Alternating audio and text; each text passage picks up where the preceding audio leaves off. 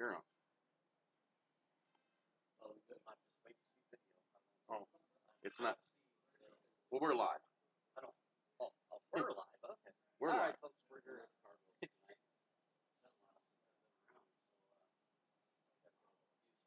That we are playing. I'm all 10 balls and all races to 8 and all 3. Yeah, give me just 1 second. I can get the fucking come up. Not you. You keep talking. Oh, I can't. All right.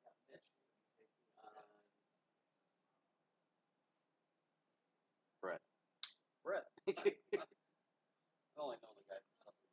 I forgot his name. Blame the drugs that they got me on. Yep, you're good to go. Okay, can I get video up? I'm getting there. It's taking me a moment. For some reason, everything is small. You guys can go ahead and get started whenever you want. Good. Yeah. I'm assuming so, anyways.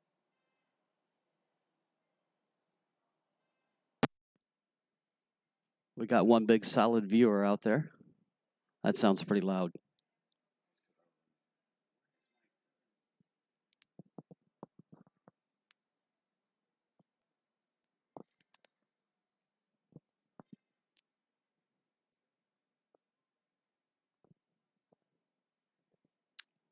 We're just doing a little fiddling with the video. We'll get it up here shortly.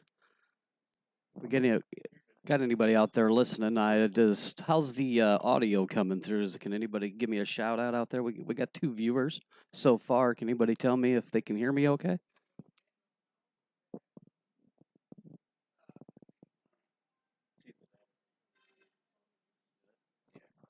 All right. Well, Mitch is going to be doing the breaking. This will be winter break. Race to 8 and 10 ball.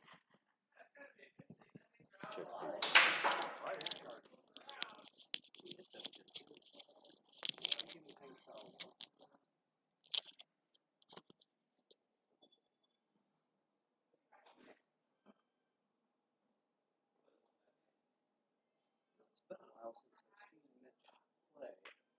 See, Brett played quite a bit with him over the house. He get involved once in a while, but I haven't seen Mitch play in a while.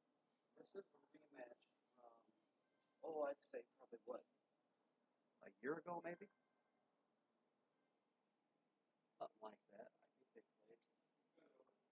If I'm not mistaken, I believe Brett came on top in that altercation.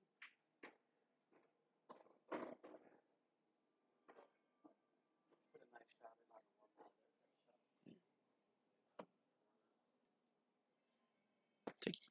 What the? You guys had fun with that, huh?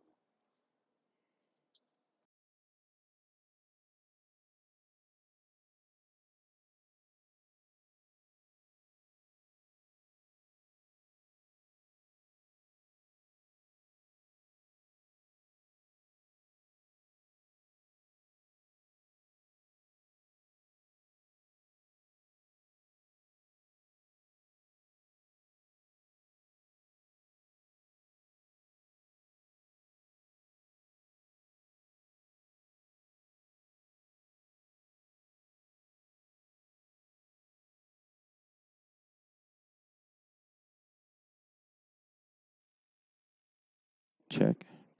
Check.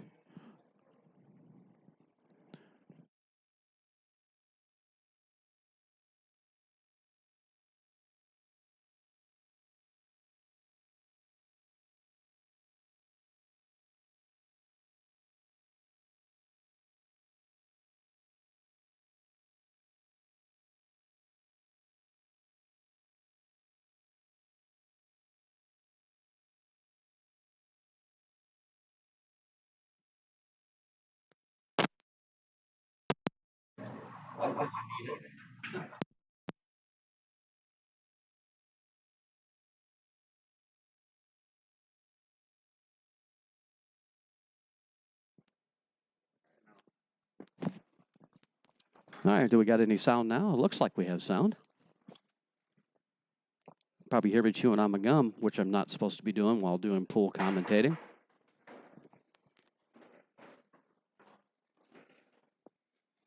went for a jump shot there. I just caught the tail end of that. Jumped it and looked like he followed it right into the pocket. This is the first game, race to 8. They are playing 10 ball. Then they're going to do a race to 8 and 8 ball and 9 ball.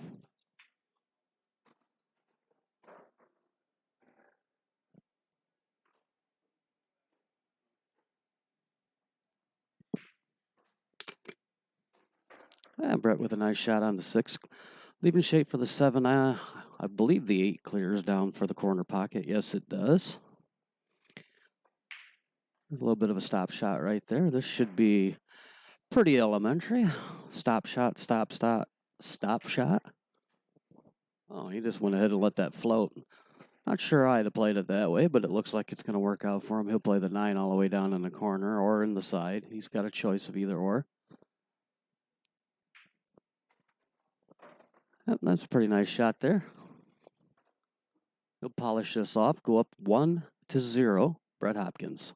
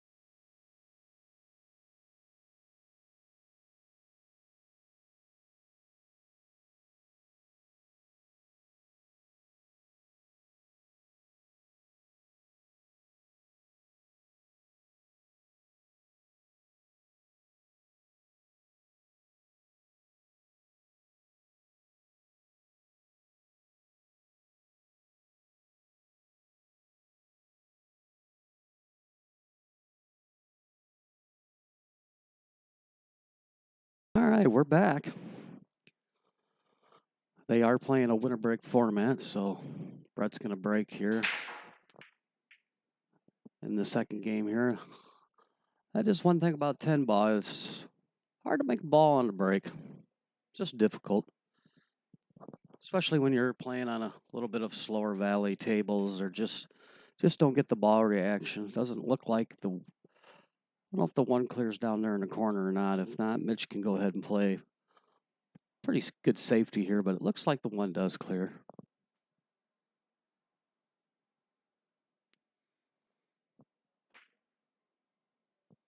I just mishit it a little bit. Gonna line Brett right up. The crazy thing here is he can make this 1 and maybe leave himself shape for the 2 ball for the 210 ride, but neither one of those things happened. He did not make the 1, and he did not leave shape for the ride. However, he somehow manufactured himself a safety. Sometimes it's better to be lucky than good, as they say.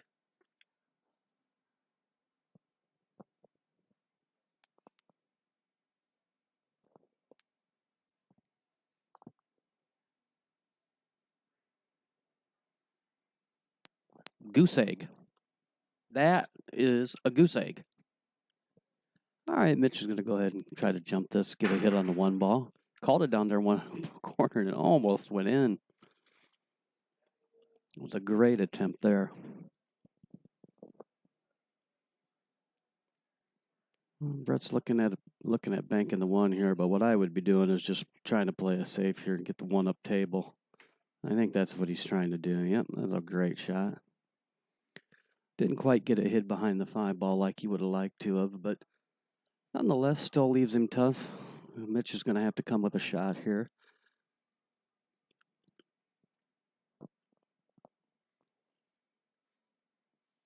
The shot you'd like to see here is rubbing that cue ball off of the 1, bring the cue ball all the way back up to the end of the table where he's standing at now and leave the 1 right down there and then use all those balls on the table there for blockers.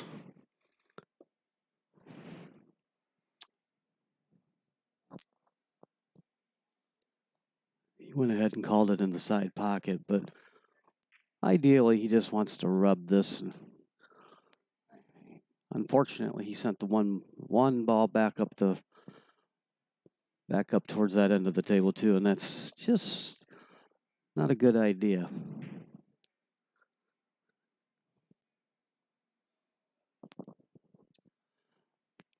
Brett tries to make the one in the corner pocket, just comes up a little short.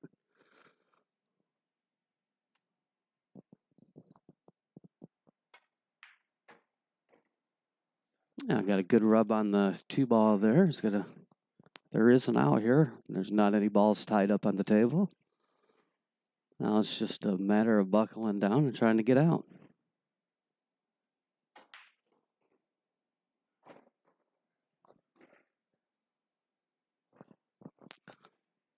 He's going to play the 3 down in the corner, and he's going to have to put a big draw on this, or he can just leave it there and take the tough shot on the 4. He elected to go for the big draw, and he hit the 4 square, so now he's got a decision to make if he's going to try to bank the 4 ball or try to play a safety here.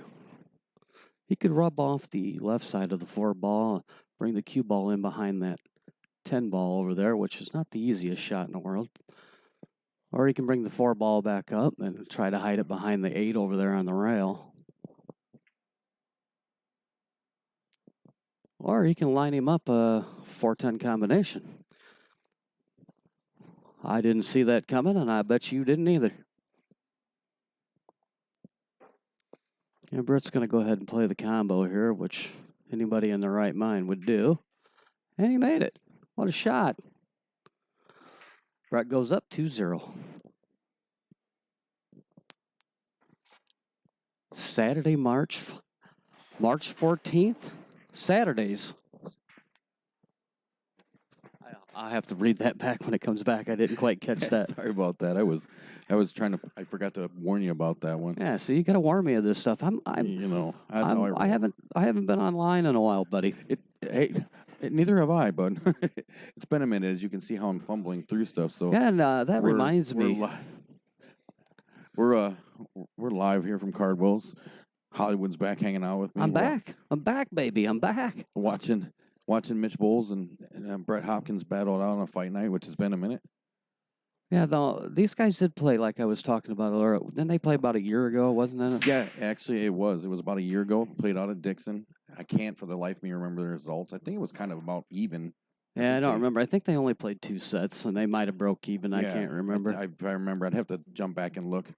Maybe somebody cool watching will jump back into the YouTube archives and tell us. Yeah, somebody has to rewind, hit the rewind button, go back there and tell us who won that match. I can't remember how to do this. It's been so long.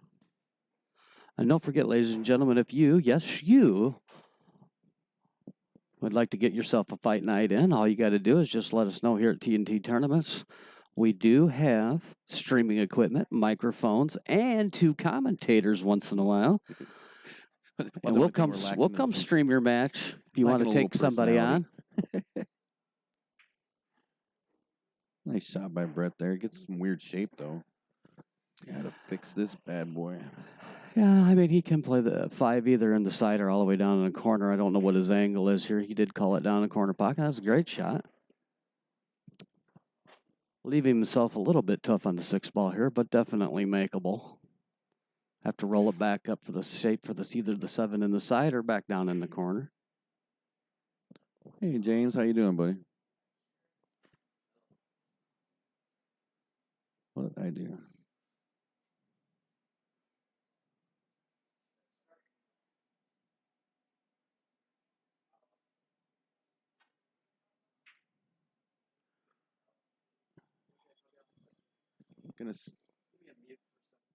We're gonna see you soon, pretty soon out there. Dave's James. Sorry about that. I kind of got distracted. I was trying to work on a couple things. Wasn't working out.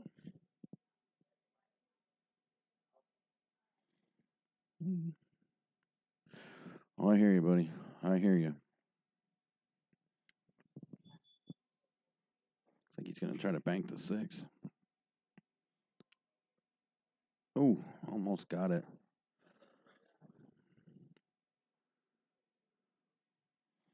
See if we can sharpen this stuff up a little bit for you guys.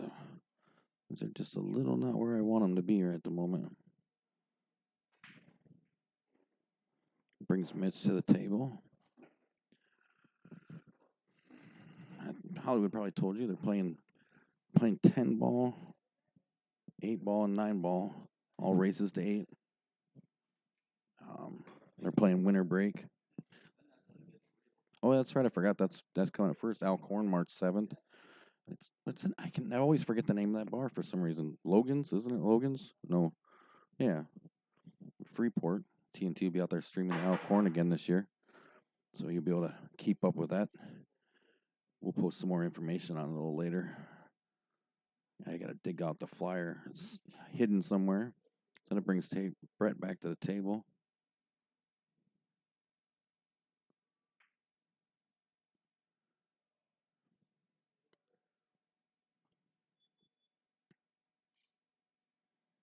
Didn't work out for him like he wanted it, so we'll bring Mitch back up here. There we go.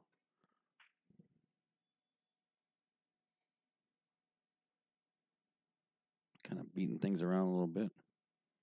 Find Brett back to the table here. Looks like he's going to have to makes a little kick at the 7, playing a little defensive. There we go. Am I back? And Alcorn's all filled up too, isn't it, James? If I remember. Alcorn is absolutely 100% full, I believe. Yeah. They're putting people on the waiting list just in case. I know that. That's a big tournament every year. I can't wait to get out there and stream it again. I had a ton of fun out there last year. Oh, you get to go see,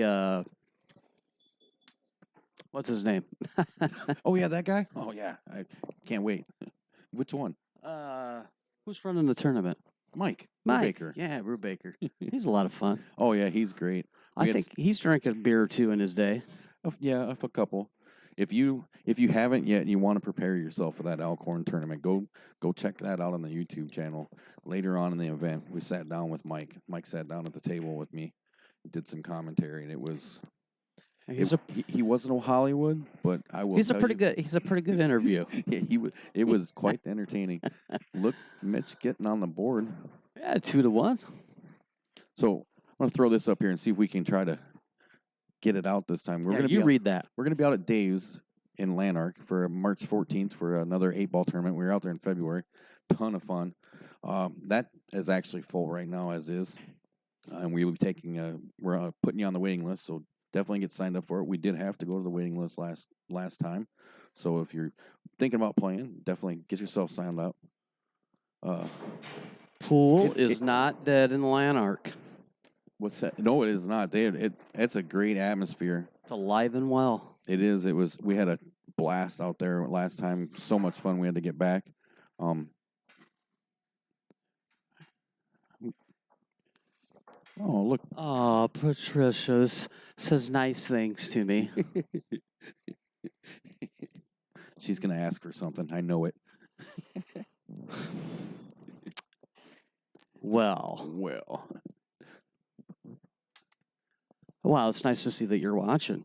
Yeah. Now all we got to do is get your husband in another grudge match, because he doesn't play enough pool. No, he does not. He does not play enough pool. And in case you think he does, we're telling you right now, he does not. So Bill on the Hill Lily plays pool in his sleep. I guarantee it.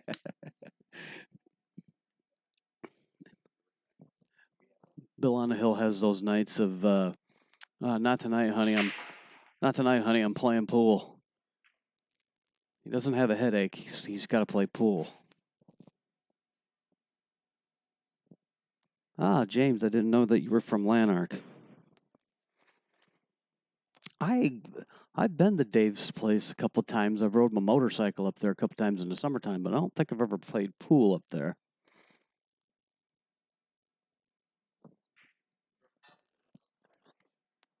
I believe they have 3 tables there in Lanark. 3 tables? Yeah. 3 tables and some amazing food. Yeah, I heard the food was great. Oh yeah, it's Dave's Dave's partnered up with Fellows Pizza, and right there they got a nice little window you can order the food. And the bartender's easy on the eyes, so if Oh. you don't go for anything but just order a beer from that nice young lady, then you'll have fun doing that. Yeah, we had great bartenders last time. They were a lot of fun. It was a good turnout. We had a lot of fun. Brett is definitely making Mitch work that break cue or that jump cue.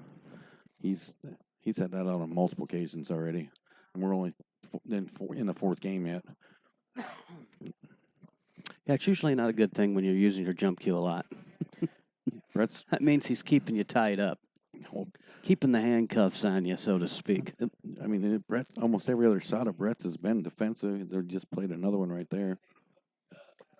Well, 10 balls definitely you're going to see more of a safety game mainly because it's just off the break. You just don't break as good in 10 ball. Most people don't. You don't realize the value of that back row. Right. Look, I think he's going to get the jump cue out again. I think he is too. Now this shot, I'll tell you right now, I completely disagree with. You do not jump at this shot. You kick at this ball every single time. That one ball's up above the 8 on the top rail, right? Yeah. Yeah, he has an avenue clearly that he could kick at this, but this is going to be interesting. Jumping it's not a good idea. I'm not saying it won't work out for him. Oh my! But therein lies the problem. I mean, he did not call that. He didn't call it, and it cost him. You kick at that ball, you have the chance to kick it in. You got a chance to kick yourself to a safety, and it wasn't a hard kick either. But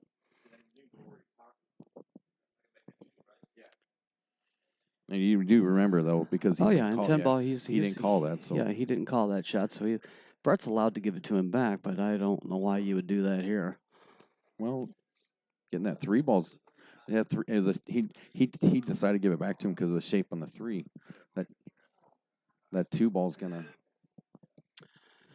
Oh yeah, that's his right to choose, but it shouldn't be really too hard to get back over there to that. Heck, Mitch says, "I'll just make 3 balls on the way over there." Well, that's how you fix it. Watch, Mom, no hands. That's how you fix that problem, huh? Yeah, now he's got to make the one that counts here, though.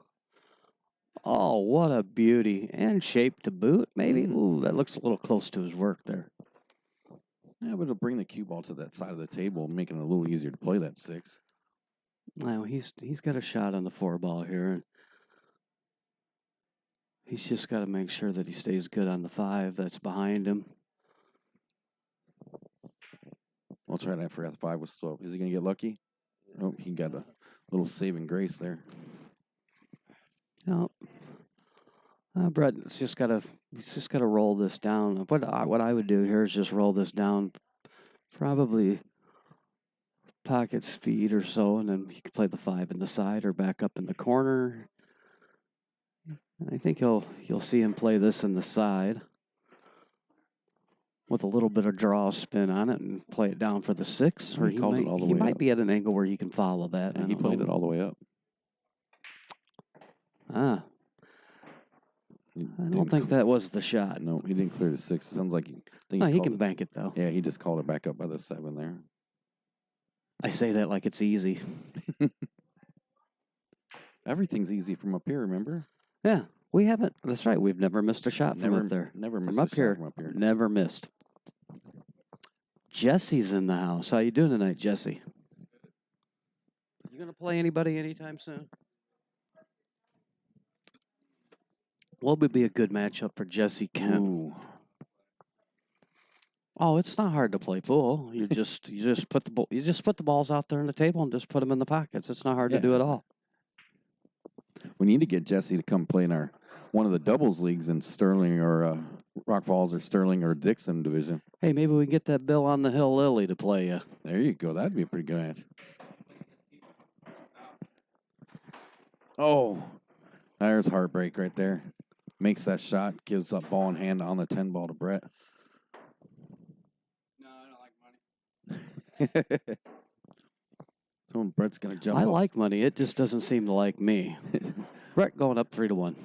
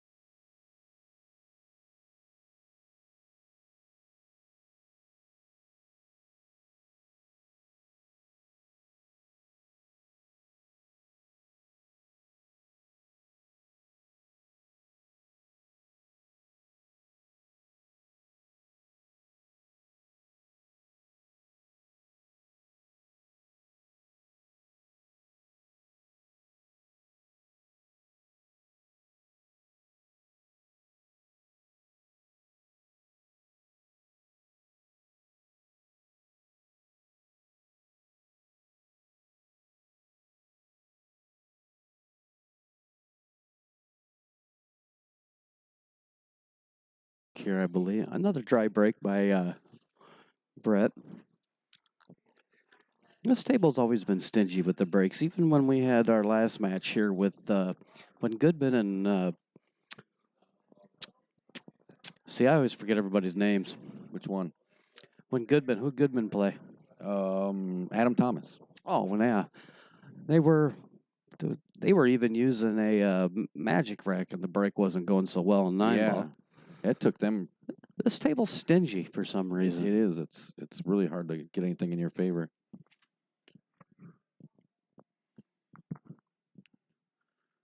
See, Mitch is actually taking a little more time up there trying to figure out what to do. Well, what your play is here?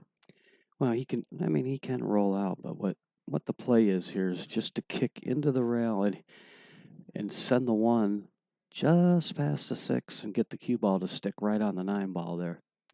Not the easiest shot in the world, but it can be done. Right, but with that kick, can he get a rail with something after it? Absolutely. Oh, I suppose, yeah, after he hits the 1, the cue will probably come back to the rail. He calls a push. Or he can call a push here, which might be a better option for him. Not sure I'd have pushed it to a straight-in shot, but yeah, that was a little actually, strange. I don't think that is straight in. I think it's hooked on the 9-ball. Yeah, it won't go past the 9. But this is a fairly easy safety if he just wants to roll it up on the 9-ball, just about like so. Ooh, yeah, well played. Brett's defensive game is on point tonight, for sure. Yeah, Brett's been working on his game. He's been going down there to, I think, Froggy's, because I think they have free pool and stuff like that. I think he's been working on his game down there quite a bit. Yeah, he has. I know he's been playing. Yeah, he's been playing. He's been playing over there in Dixon with us on Sundays. Hey, he's been filling in for me, as I have been unable to participate the last several weeks, but I hope to be. You let me down. I really thought you were going to say unable to perform. I've been unable to perform also. That's definitely been one of my issues also. But yeah, Brett's safety paid off well. Got him ball in hand there. He plays another safety hiding behind that 9-ball. The reason I haven't been performing is nobody likes me. I like you, but I don't care if you perform or not. But there's going to be no performance in that area there, bud. I gave you a medal. I know. I came in today. Look at this. Look at this right here. I know you guys in TV land can't see this, but I walk in and I received a medal. I don't even know why, but I got one. Yep. There you go. See? There you go. Mitch is really trying to figure out how to get past there. Brett hooked him pretty good on the 9-ball. I don't even think he can kick at it because there's not enough rail before It looks like if you hit this with inside English to push it just past the 9-ball, you should be able to clip the 1 and get a good hit on it. He does have a gap in it. I did look at it. He called it. He's gonna go 2 rails and try to kick into this 1 ball. He actually hit the 3rd rail and got it. Nice hit there. Nice job. Well thought out. Yeah. That was pretty decent. Speaking of that, let's see if I can do this.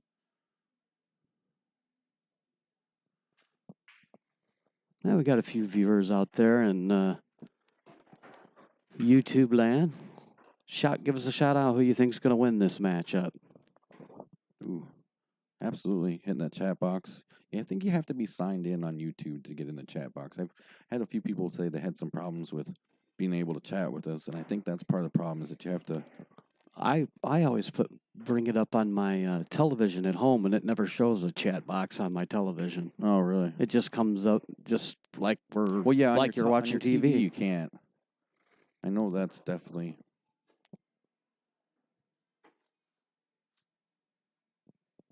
Brett's a little close to his work here, but he is going to try to clip the 2 in here in the corner, leave shape for the.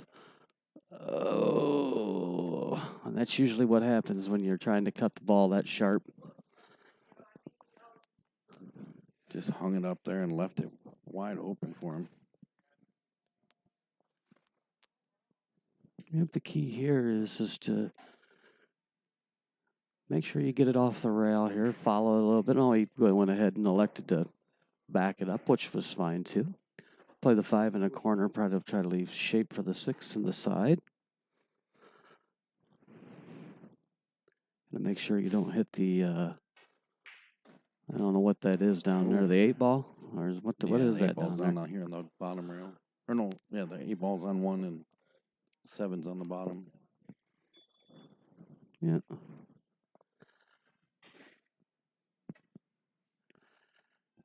It's gonna be hard to get back around for that 7 ball down there, the foot of the table.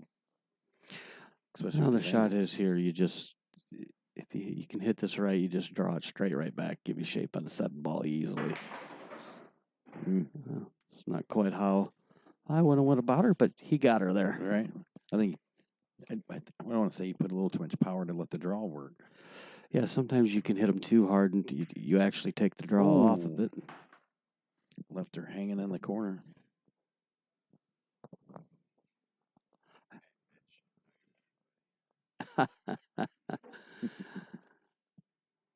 Hey, at least they're out Don, there. how you doing, buddy? Out there hitting balls.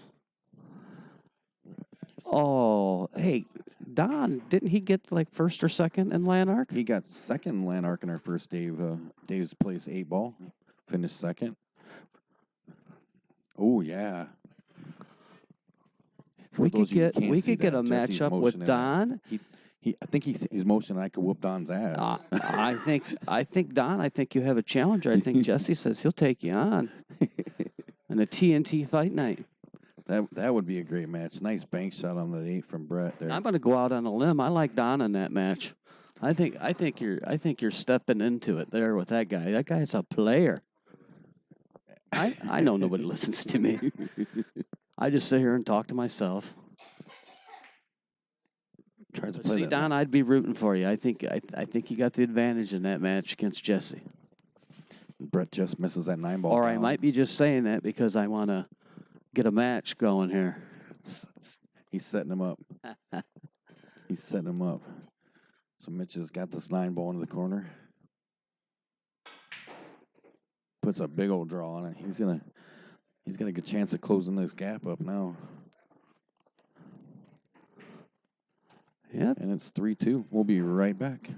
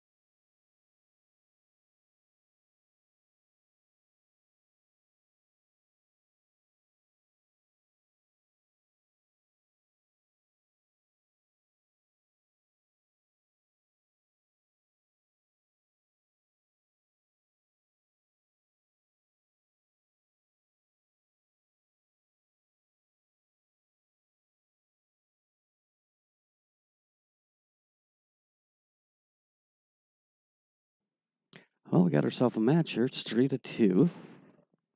Mitch will be breaking.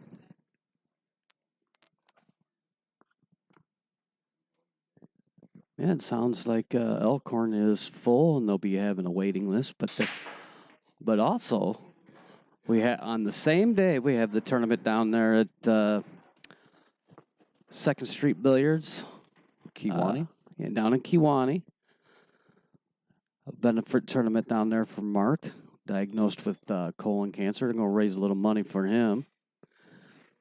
So that's going to a good cause. I was just down there to Kewanee just a few nights ago, and they are putting some work into that place. They have 8 tables downstairs. Wait, no, I think they have 8 or 10 tables downstairs, and they're putting another, 6 upstairs. I think they're going to have, a total of 14 or 15 tables in the place. I heard it's pretty nice. I haven't made it over there. It's pretty been down there. Yeah, it's pretty nice. I've heard a lot of good things about it. I was, All them tables, they got them. They got that nice Simonis cloth on them. They got the Ridgeback rails. The tables run absolutely perfect. I'm hoping to get down there to stream something soon. Oh, I think the tables play better than one I got in my garage. But I'd get that Simonis and all that stuff put on my one in the garage, and it'll run like that to those tables too. But Ooh, yeah, Mark and them boys down there, they've done a lot of work. The customer service was great down there. The food was great. I didn't do so well in the tournament. that's it. Did you go to the Friday tournament? They have that Yes. every Friday Yeah, night. it was supposed to be 8-ball, but there was a short field that night, so we decided to play 9-ball. And I want to say there was like 8 of us, and I think I crawled my way home to beating half the field only. So they're trading ball in hand here now a little bit. Brett had just given it up to Mitch, and Mitch returns the favor. Take this 5 down and go for the 6. So if you're on the waiting list for Elkhorn, you can just go ahead and go to Kewanee and play in that tournament same day. There you go. Both of them raising money for a good cause. Yeah, absolutely. And I know both of those tournaments are going to have some really good raffles. Oh, they're going to have. Alcorn always does. I know Mark's got some stuff lined up. Oh yeah, and that tournament in Kewanee, there's going to be some good money, good money in the tournaments too. Mr. Curlo won it the past 2 years, yeah. Nice shot on the 8, kicks the 10 over, leaves himself a pretty decent cut. Looks like Brett's going to move this back up to a 2-game split. With that shot he does, Brett moves it back to a 2-game split.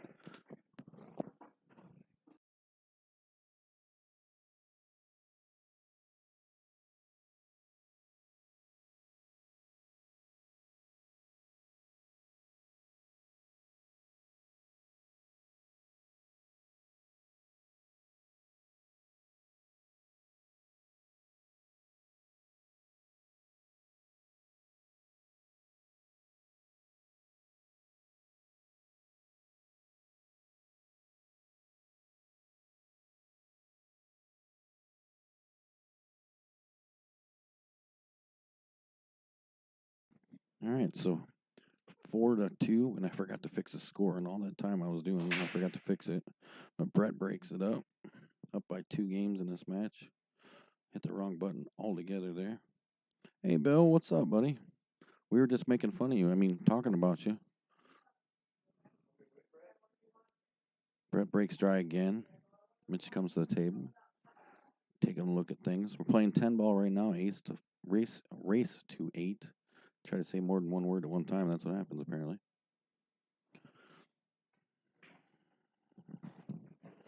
Mitch plays the one down the corner. I think he can squeeze between that 9 and 10 ball to get the 3. Scotch doubles challenge. That would be kind of interesting, actually, James. Actually, we got the right couple. Scotch doubles thing would be pretty good. Don't forget, coming up here,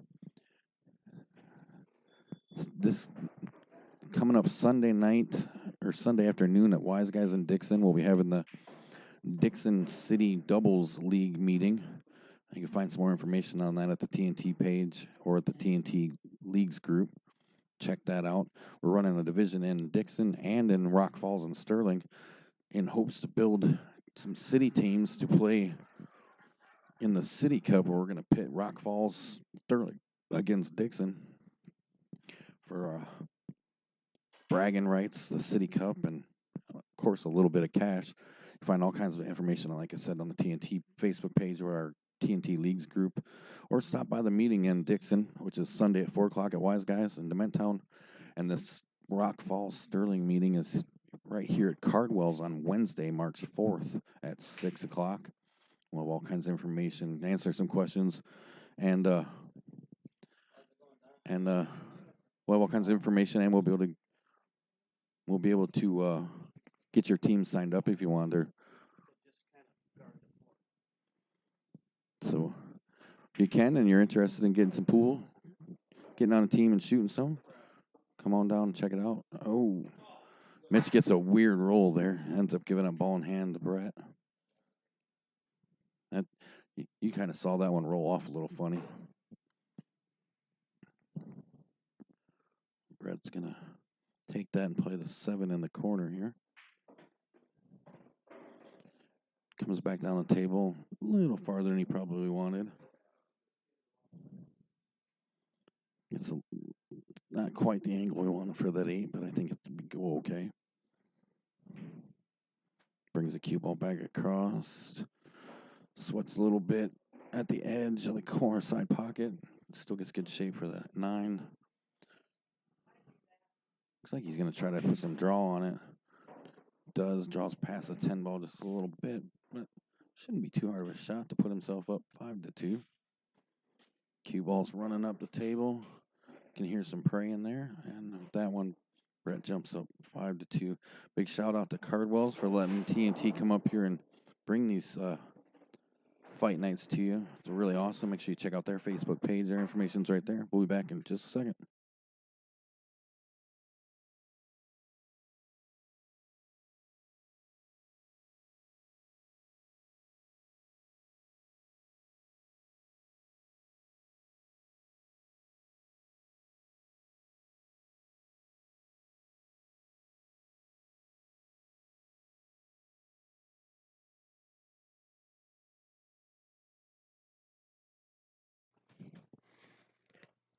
All right.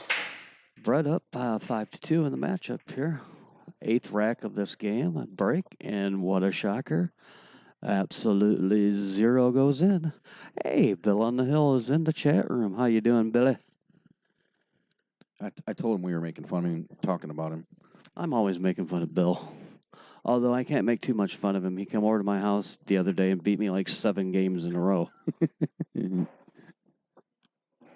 Well, they don't call him Bill on the Hill for nothing, huh? What was worse about it, his wife sat there and laughed at me the whole time. Well, that's why she was being nice to you earlier. Right. Right, I see. Comes over, kicks my tail all over the place, and she's giggling at me because I can't win a game. Nice shot on the 2 ball there. Comes back. 3 ball's a little tied up in a mess there. It's gonna be. I think the shot here is, to be honest with you, let me see. Calls safety. Yeah, I think you'd want to play it safe here. Just roll it forward, let it come down. You just hit it a little hard, but he got it there. He's all right. For those of you who probably just went, you can't call safety in 10 ball. You can call it. You just can't pocket it. You can't call a safety and pocket a ball once you. That is correct. You can play defensively, essentially. Right.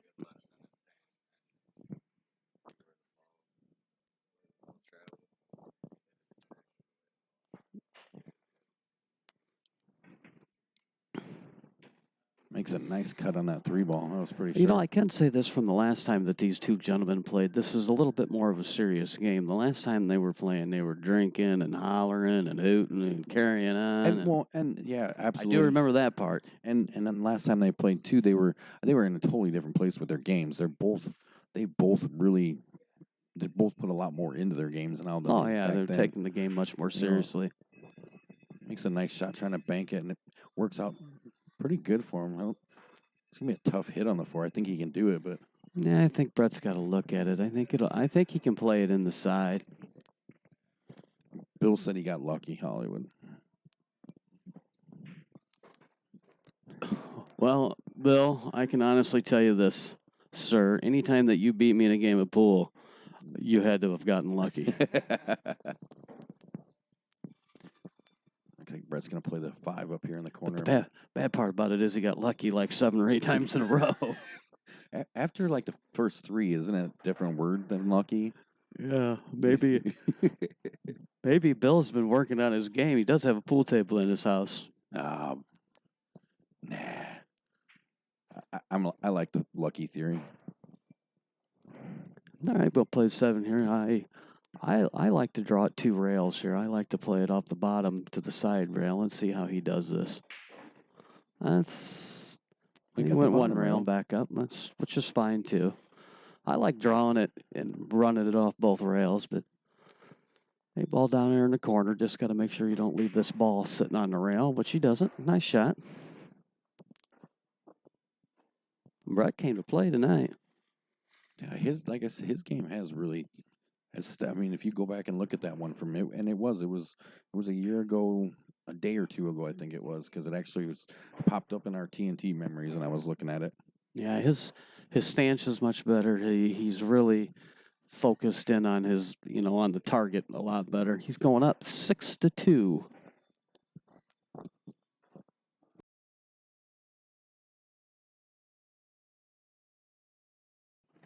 Like I said, don't forget we'll be back out at Dave's in Lanark March 14th. You got to be there by 12:45 if you pre-registered. Save your spot. We already have starting the waiting list, so if you are pre-registered, make sure you have gotten out there and checked in by 12:45. So what is that, like every once a month tournament that they have? Is that what we got going on here? Yeah, we'll be out there here March 14th, and we'll be back out there in April. Then May. The March one wasn't quite the same week we were gonna do it every time because we had to move stuff around because I'm gonna be at Alcorn on the 7th. So I got you. I see what you're saying. well, Hey, guess what? another dry break. Another dry break. Wow. Maybe we should just record that and have it as a button so we don't have to keep saying it. So one of the prop bets in tonight's fight night is when will Brett get a ball on a break? Or Mitch. Or Mitch. Yeah, neither one of them have they? I don't think so. So that'll be our prop bet for tonight. So that brings Mitch to the table. Good shot on the one. 2 balls a little tied up. I don't know if here oh. Leaves it hanging in the corner for Brett. Which the way Brett's shooting right now, this is probably not a great idea. This one here's a little tough because there's a lot of traffic to deal with. He's either going to try to draw it straight back or come 2 rails to get to it. And he's going to draw it straight back. Oh. And the 6 ball's going to get him. Yeah, see, I looked at that wrong. That what I thought was a 2 ball is actually the 4 ball there. Well, he did get a piece of it, and he left him a shot. 2 ball, I believe, clears down here in the top end of the pocket. If it doesn't, he can certainly play a safety and leave that cue ball right behind the 10 if he so chooses to do that. But being down 6-2, I have a feeling Mitch is going to try to get aggressive here and try to pot some balls, try to get in stroke. Well, he almost has to at this point, being down 6-2, I think.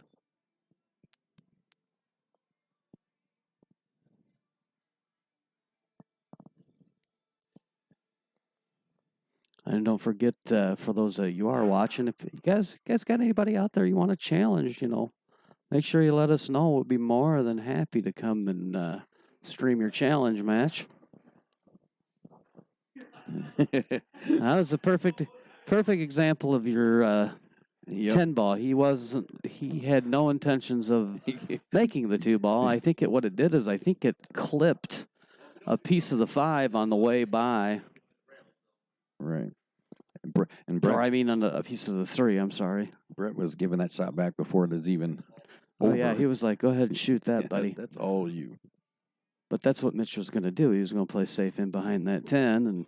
And I think what it did is, I'd have to go back if we had a replay. We could look at it. But I think what happened was he slow rolled that down there, and I think it clipped the pieces of 3 and went in the corner pocket. I think that's how that happened. So Mitch tried to jump there, caught the 10, pocketed, so they'll spot that. And Brett will have ball in hand here.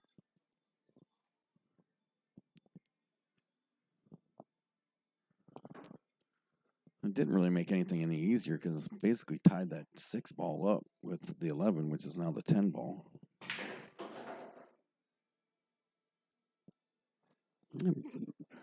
Brett tried to go down there and knock that apart, but it just didn't quite work. So he's probably going to just try to play safe here. Clip the 4, get it in behind the 5.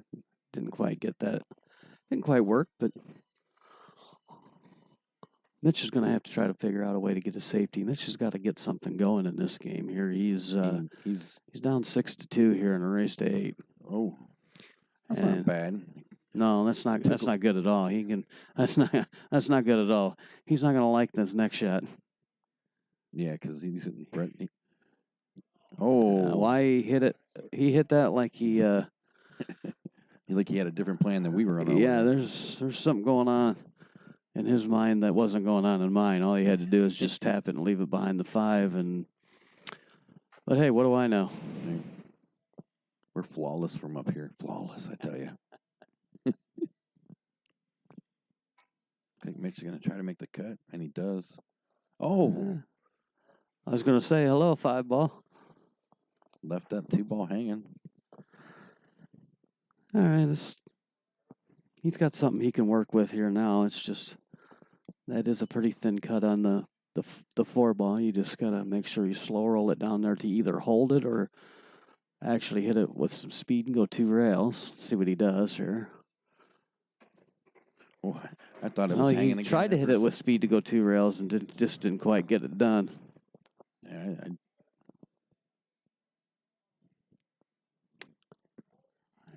I think he's going to just bank the 5 out and play safe. Mm-hmm. Yeah, he tried to. It did not work out real well for him. All of a sudden, the safety games went in the toilet. Right. He started getting real aggressive and pocketing balls there. I think maybe he should have just stuck with that plan. Yeah, he forgot about a safety play. Left a tough cut on. Now, once again, I mean, like we have all those different skill levels playing in our fight nights, and both of these guys, I mean, they're probably a lower 500 Fargos, somewhere in that ballpark. Give me 1 second. I will tell you. Yeah, we can get their Fargo rates up for you. I mean, we don't have professionals here, but 2 men that love to play the game and trying to improve the game, and they certainly have improved since the last time they played around a year ago. Mm-hmm. Both are definitely playing better. I know for a fact that Brett's really been working on his game because he's not only stopped by my house to hit balls, I know that he's been spending a lot of time down there at Froggy's hitting balls because it's free pool at Froggy's every day, I believe. I think so. Right over on, was that 2nd? Is that 2nd? Yeah, I believe so. No, that's 2nd Street because this is 2nd Avenue. Street? Yeah. So if you're in the neighborhood, you want to shoot some free pool when you're out and about, you can stop in the Froggy's down there and play some free pool. Oh, well, look at that. He does have a shot at the 6. He can either go rail first or he can try to masse this to get to the 6. I would elect to try to you masse and hit. You want to catch the rail first and make the 6 because that'll bring the cue ball over to the other side of the table for the 7 because that 7's laying right on the rail and it's tough. And if you haven't gotten the new app for Fargo, you definitely want to start thinking about doing that because as I'm scrolling through the old site looking things up, I'm noticing record ad that didn't used to be there because they're getting ready to retire that site. So if you haven't gotten the new Fargo Great app. Now, does the new Fargo app, does it, is there a fee involved a year or something? How's that work? There are 2 options. You can download the app and use a free version to track yourself, but I can't remember on the free version if you can still openly search other players or not. I can't. I already paid for it. I think it's $12 a year. Yeah, and I mean that's well worth it. But it is because you can see every Fargo match you've played, and it keeps records of all the people you played against, and so yeah. All right, we got Mitch is a 458. 458 Fargo for Mitch. Let's see if I can. So, like I said, you're not dealing with professionals here. You're just dealing with 2 guys that really love the game and trying to improve. And look at this. He go with 3 rail. Look at this shot. Oh, what a hit. What a hit. Brett's a 501. So they're within reason. That's a pretty much even match. I mean, worst case, Brett's in a long race has given up a game or maybe a game or 2. Well, yeah, depending on how long the race is, but 501. for Brett. 501 to a 458. Brett left a 7-ball hanging in there. I'm not sure how. I looked away for a second, completely missed it. Yeah, I wasn't watching either.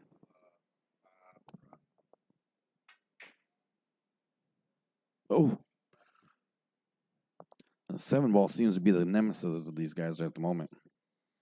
The 7-ball says, I'm not going in the pocket. I Nope. don't care what you do. I'm not going in. I want to stay in this game as long as possible. This is called getting your money's worth. It's only a quarter a game. Right, so they are getting every penny They are of it. getting their money's worth here.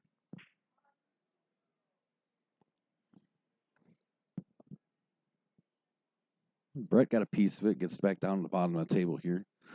Long cut on the 7. And this is where the Fargo rate talent will start to show up. When you got tough shots like this, this is the key to making these shots for right here is when you got to get a good line on the ball and you got to sit really, really still, stroke the ball really nice, don't move, don't put no body English in it, and when you see Fargo rate, people with the Fargo rate where these guys are at, they tend to get jumpy and jabby with the pool stick and whatnot. So let's see if Mitch can sit still here and stroke this in nice.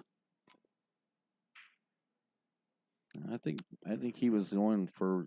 Oh, He's either going for a bank or he was just trying to play safe. I'm not sure which, because if he was trying to bank it, left it a little short.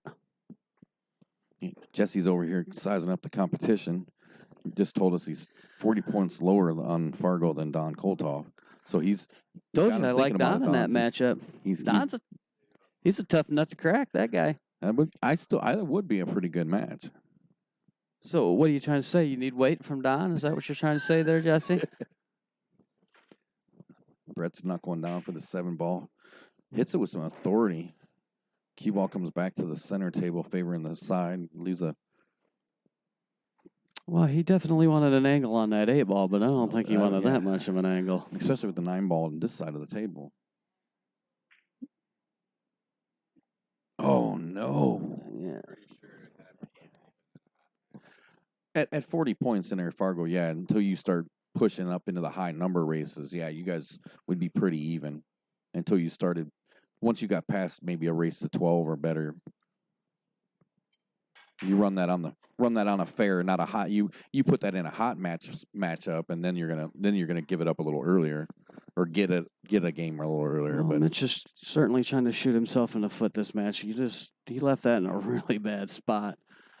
I mean, he's got a shot for it in the side pocket, but he drew off that 7-ball and just left it on the rim. Made it about as tough as he could. Jesse Kent. Oh no! Oh, look at that! Thank God for humped felt. Yeah, so Humped felt. Did I just say that right? I hope so. That felt must have had a hump in it. There we go. Nobody was humping the felt, but the felt is humped because that cue ball rolled backwards, and I promise you it wasn't because he put English on it. 6-3, Mitch. We'll be back in just a second. Thanks for hanging out.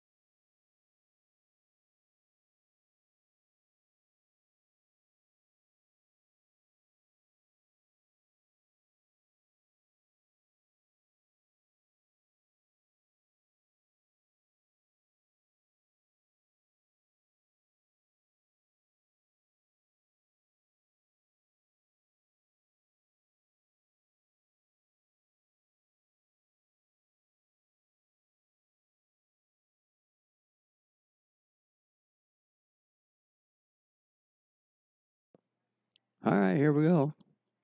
Mitch trying to crawl back into this race. It is a race to 8, 10-ball here. Will he make a ball on the break? Oh, the 10-ball. Look at that. Holy smokes. 10-ball. Somebody called Guinness. Right? Somebody called Guinness. Somebody made 3 balls on the 10-ball, break. the 4-ball, the 7-ball. And he has shape, I believe, doesn't he? The one ball. Yeah, the one ball. No, he's got shape on the 2 ball. Right. Well, I'm One saying he ball's- made the 1 ball. He made the 4 ball. He made And the he made the 7 10 ball, ball. and the 10 ball. 4 balls. Right. No, We he were- made 3 balls. We must have You gotta talked learn enough how to shit, count. pissed him off. He made 3 balls on the break. 3. Oh yeah, no, I can't count. 1 ball, 7 ball. No, you got the 1 ball, the 7 ball, the 4 ball, and the 10 ball. Well, there were 7 balls on the table. That's all I can tell you. 7 Well, 'cause he minus 3 spotted is one. 10. He spotted the 10 ball. He put one back. Oh, yeah, up. yeah. Okay. You had me wondering how stupid I was there for a second. Well, you're not real bright, but you were right in that case. I was wrong. You were right. Everybody heard it. He said it. Hollywood was wrong. He's right here too, by the way, Don. We'll let him know.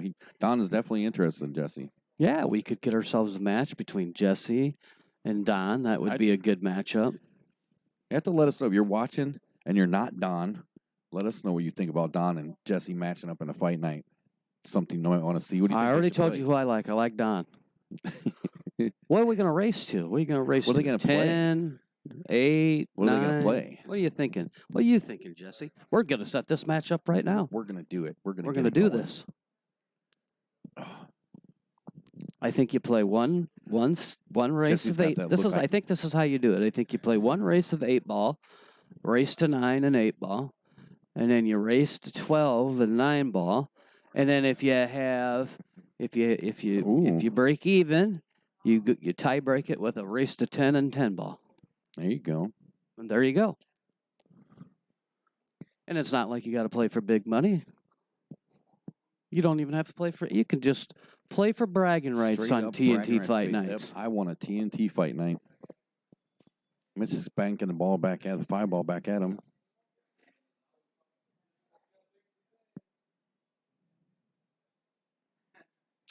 James says he likes you in the matchup. Ooh. Well, we're definitely not short on action.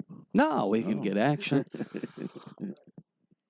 There's always action. There's always action. There's always action somewhere. Hey, that reminds me, and I don't even know if I'm supposed to talk about it, but I'm going to talk about it anyways. I mean, we didn't stream the match, but I did go over and watch Run Out Rick Carrillo play the big tuna Will Thompson a couple of weeks back. They broke even, in case anybody's wondering. I would have loved to have gone and done that too. Now go figure this out. Now just go figure this out. Everybody would have thought if Rick was going to win one of the sets, it would have been an 8 ball, but that's not how it went. Really? Rick won the 9 ball set, and Will won the 8 ball set, and that was both sets were, the first set. The first set what they played was the 8 ball, and Will jumped out to a pretty good sizable lead, and then Rick tried to claw his way back into it and fell a little short, and that's kind of how the 9 ball set went. Rick jumped in the second set. Rick jumped out to a 3-4 game lead, and the big tuna tried to catch him and fell a little short. The chat box is getting a little unfriendly. What's going on in here? Mitch missed that 9 ball in there a little bit, rattled it. Looked like he had control of this game for a second. Yeah, he was probably expecting to get out from there, I would think. Well, I know he had a strong break, had one little bobble. Brett got the table, couldn't monopolize on it. Mitch found his way back and really looked put the brakes in on that one. Oh, perfect. Yeah. This is going to get Brett up 7-3 now. He's on the hill. Yep, we'll be right back.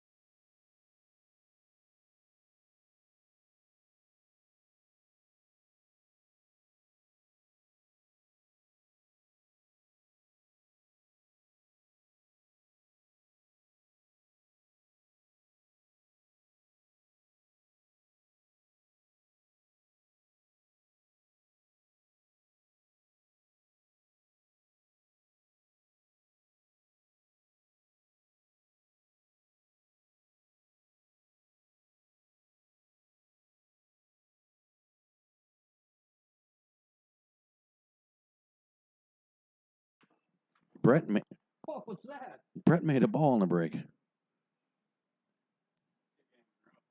That 2 games back-to-back ball on the break. Brett gets his first one. I was hearing barking dogs. I don't know what you're talking about. I don't know. Maybe it's the medication I'm on. No, that was my phone. Someone activated my Ring camera at home. Oh, I was just going to say, because I thought we were being attacked by pit bulls or something here at Cardwell's. I was looking for the dogs. What's going on in here? So it's Brett's on the hill, which I forgot to fix the score again. I'm sorry. Yeah, he needed to draw that a couple of feet, and he drew it 0 inches. Absolutely 0 inches.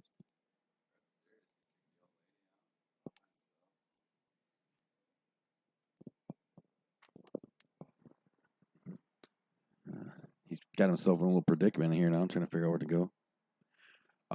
They're going to play 8-ball after this, Don, and then they're going to play 9-ball.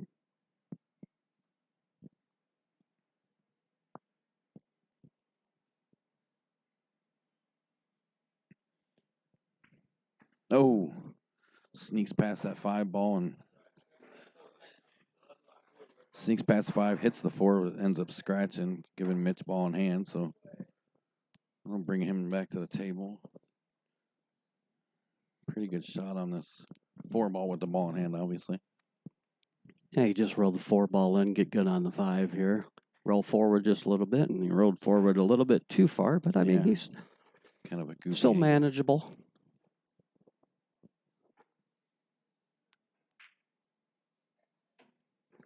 Oh, he worked that Very out. nice. And just remind the folks out there, it's only a quarter of a game to come over here to Cardwell's and play pool. I mean, you can't beat that. The dogs are barking, man. Who let the dogs out? Woof, Wonder woof, who that is. woof, woof. Yeah, he's been on that short stick a lot tonight. He's I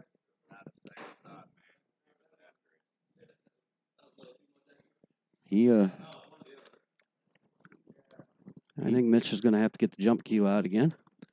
We've seen it a couple times. This long shot on that 7-ball. You think he keeps it on the table? I don't know. Let's see if we can get us. I think this is about a 50-50 shot here. He likes to clobber him. Yeah, he does seem to have a lot of force behind that.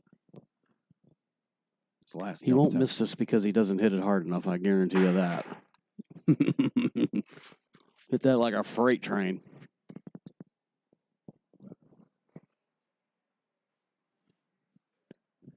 Oh, he got a good hit out of it, so bring back to the table and shot on the 7-ball.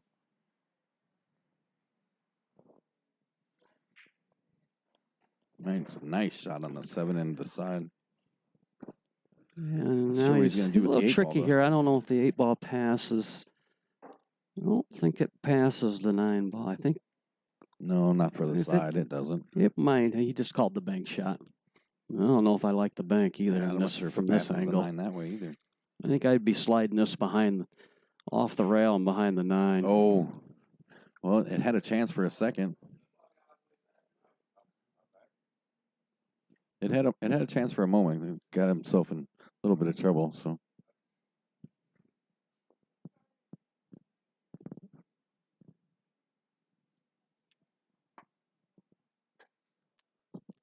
See you later, sir. Well, I guess James is going to take off. He doesn't like us anymore.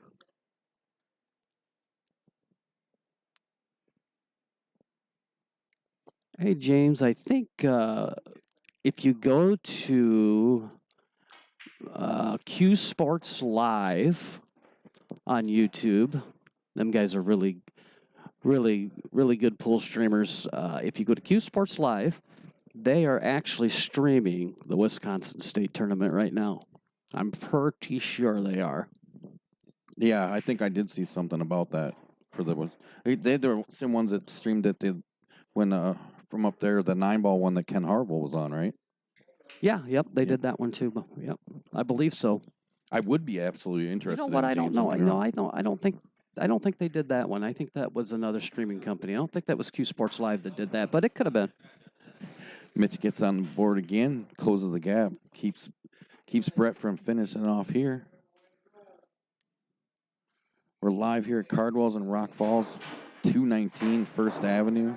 We appreciate everything they do, letting us come down here and take over the joint, stream our stuff. They accommodate us real well. They put us up on the big screen out front.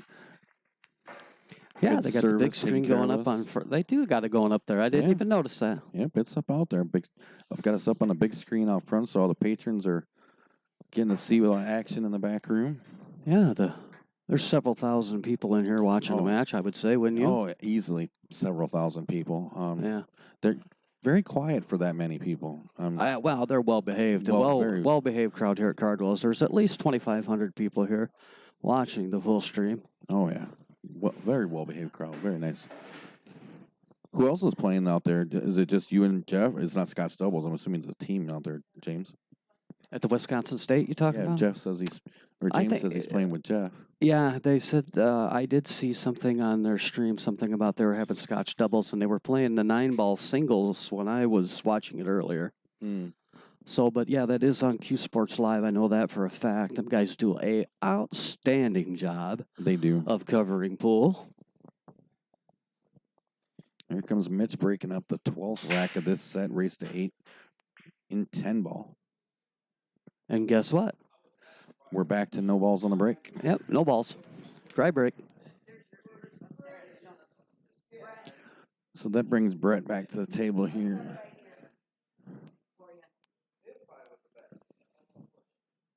Oh, he did make a ball. And Brett Did he? decides to push, which I'm pretty sure Mitch will take that because he pushed him kinda right confused. into a straight-in shot in the side pocket, I believe.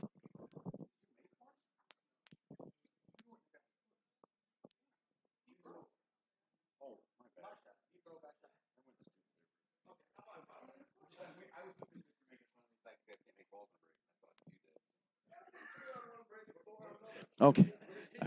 I got it. I got it all figured out. I'm sorry about that. One of the commentators is going to get beat up, and I'm going to give you a guess of which one Coming it's up next not. on TNT stream, Bud gets his ass kicked. So, yeah, Mitch broke dry. Brett went up and pushed out, and I got confused for some reason. I brain farted, and I thought Brett broke. James, I'm not sure who Jennifer is. Is she, That name sounds familiar. yeah, Isn't I'm she? guessing, one of the She's best women players in the game. she's I The think the ring rings a bell, but Yeah. I've been kind of out of the loop the last few months here, and I just haven't been paying attention to anything. So if I'm sure memory that's serves, what's isn't going it? on. Memory serves, I think she's top 10 I'm forgetting the letters. The women's tour. Can't think of the name. The WPA, I think, or that's something like that. WPA or I don't know. I can't remember. I don't know. There's too many letters. A bunch of chicks that play better pool than Right. us. That's all I can tell you. a bunch of chicks that handle sticks better than us. Right.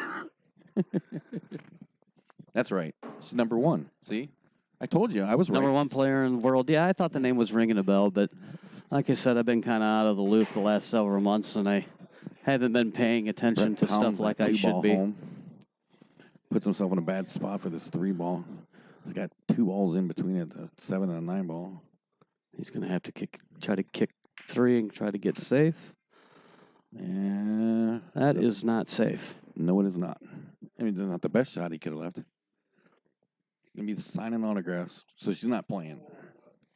Yeah, well, like I was trying to explain earlier, we are dealing with lower handicap guys. I mean, they're not professionals here, but if you go back and you watch their match from a year ago and you watch this match now, they are definitely playing better. They are improving, and I would imagine a year from now they'll even be better. And that's why you keep playing the game. Absolutely. You can't get any better if you play once and quit. That's some wisdom right there. I laid some wisdom down for you. You're as sharp as a tack, bud. I mean, there's nothing. You can't get anything by you. I write my own stuff. You write your own material, huh? Absolutely. And that's why you should probably keep your day job. Yeah, I'm trying, but Yeah, I mean, you're not doing a very good job at that either. He's working on it, man. Or he's working on it, James. He's definitely I having know. his moments. He needs to find one and hold on to it just a little longer. He's going to have to play the combo here because the 5 definitely doesn't clear the 8 ball. Oh no, and he did call the 8. Yep. Nice shot, but he's going to have to unfortunately, pull the did jump not lead stick to it. out. Yeah. Here's something we haven't said enough tonight. Mitch is going to bring out the short stick. They call him Jump Stick Mitch. I wish that rhymed better. Damn it. To come up with something. He has Let's see. jumped more balls in one pool match than anybody I've ever seen. And we've watched Jeremiah and Ribby play. Yeah, I know. Them guys intentionally will leave a jump shot. Say, don't they actually play a game where that's all they do is jump? Yeah. And I still think that Mitch They're jumping fools, them 2 guys. Yeah. Man, he got a hit on it and left Brett pretty hard shot at the 5. He's going to be able to hit it. But Yeah, you need to just roll off the 5, bring the cue ball down to the bottom rail and play safe. But that's not what he did. And I don't know if he called that or not. I don't believe so. He pockets it in the wrong pocket and immediately tells Mitch, "Oh, you don't want to let me shoot that, don't you? I know you do." Well, yeah, he could make him shoot it. He does have that option.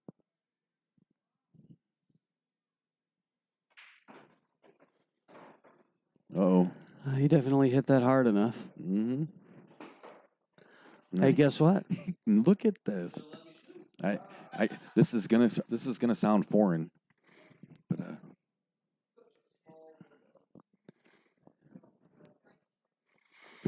he's trying to justify it. Yeah, how do you hit it 3 feet too hard? I'm just not sure. I want to get the crack team on that. Jump, rewind, hit the replay, and take a look at that. I just found a reason to get a illustrator. I'm not making fun of anybody, but like I said, just a little inexperience there. But he didn't have to. And he didn't have to hit the ball with that speed. No, because he could have stayed anywhere from the top of the table down. Hey, he's going to get good with this cue, though. Oh yeah. Oh. Catches the top of the 10 ball is going to give Mitch man, I keep getting their names back. Or he's going to get Brett ball in hand here on the 9 ball, and most likely this is going to finish off this 10 ball set. Puts the 9 away. Yep, Brett's going to win this 8-4. We might take just a moment break while they switch sets. So Brett wins the 10 ball set 8-4. We'll be back in just a minute with the next rack. They're going to players are going to take a break for just a few minutes. Take a second, hop out there, hit that like and subscribe button. Stop over to the TNT Facebook, check that out. Don't forget, Saturday, March 14th, Lanark, Illinois, Dave's Place. We'll be out there for our March 8-ball tournament at Dave's Place. The tournament is currently full, but do not hesitate to still go and get signed up. We will start a waiting list. We did dive into the waiting list last month. So there is a possibility if you get on there, you might still get to play. Just check the Facebook page for some details. And, of course, if you would like to get your own fight night, hit us up. Give us a call, 833-TNT-POOL. That's 833-868-7665. Or you can send us a message over there on the TNT Facebook page. Check out everything related to TNT as far as our TNT league groups. We have a couple different ones pertaining to our leagues in general, and then we also have a TNT Doubles League paid group. You can find out more information about the City Cup divisions that we're setting up in hopes to get going here pretty soon. Plans are to start play towards the end of March, possibly April-ish, something like that. We'll be having our Dixon Doubles meeting Sunday, March 1st at Wise Guys in Dixon in Dementtown, 601 Depot, 4 o'clock. And then the following Wednesday, March 4th, right here at Cardwell's at 6 p.m., we'll have the Rock Falls Sterling Division meeting. We'll explain everything to you there. So if you're looking for something to do, find a partner, come on down. Even if you don't find a partner, come on down. There'll be some people here looking for a teammate. So definitely make time to come out and check that out. And you can always just give me a call, and if you got questions, I'll do my best to answer them. So hang tight. We'll be back in just a few minutes with more Hopkins versus Boles right here at TNT Fight Nights live from Cardwell's.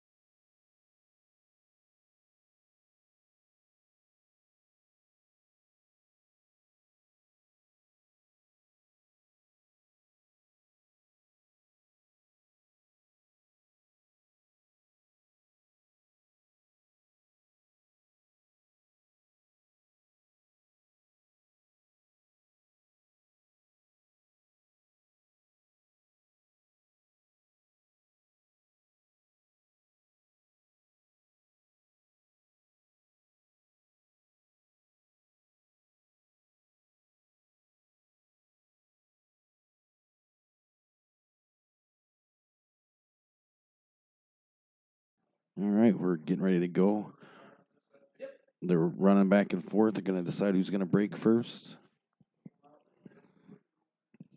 We're going to play. We're getting ready to play the 8-ball set now. Brett won the first one 8-4. We're going to play 8-ball race to 8 now. Looks like Mitch won the flip, so he'll have the first break. You saw some stuff going across there about our Dave's Place and our Fight Night Challenge, and then you also saw our Off the Rail promo. Working on getting that first episode out. We're looking for sponsors or advertisers and help us help you get your name out there. Help support future TNT endeavors. And we'll do our best to spread your name around on the YouTube channel as we do this show. First episode's coming soon.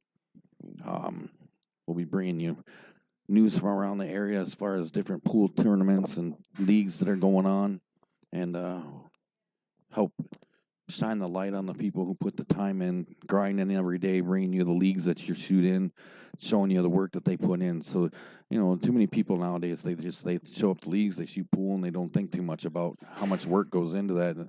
The people that are behind that, putting all that together, and that's definitely a lot of work. They work night and day bringing you some of that stuff. There's a lot of behind the scenes work that goes on to bring you all those leagues and tournaments and things that happen. And we want to show you we want to show you the people behind that stuff.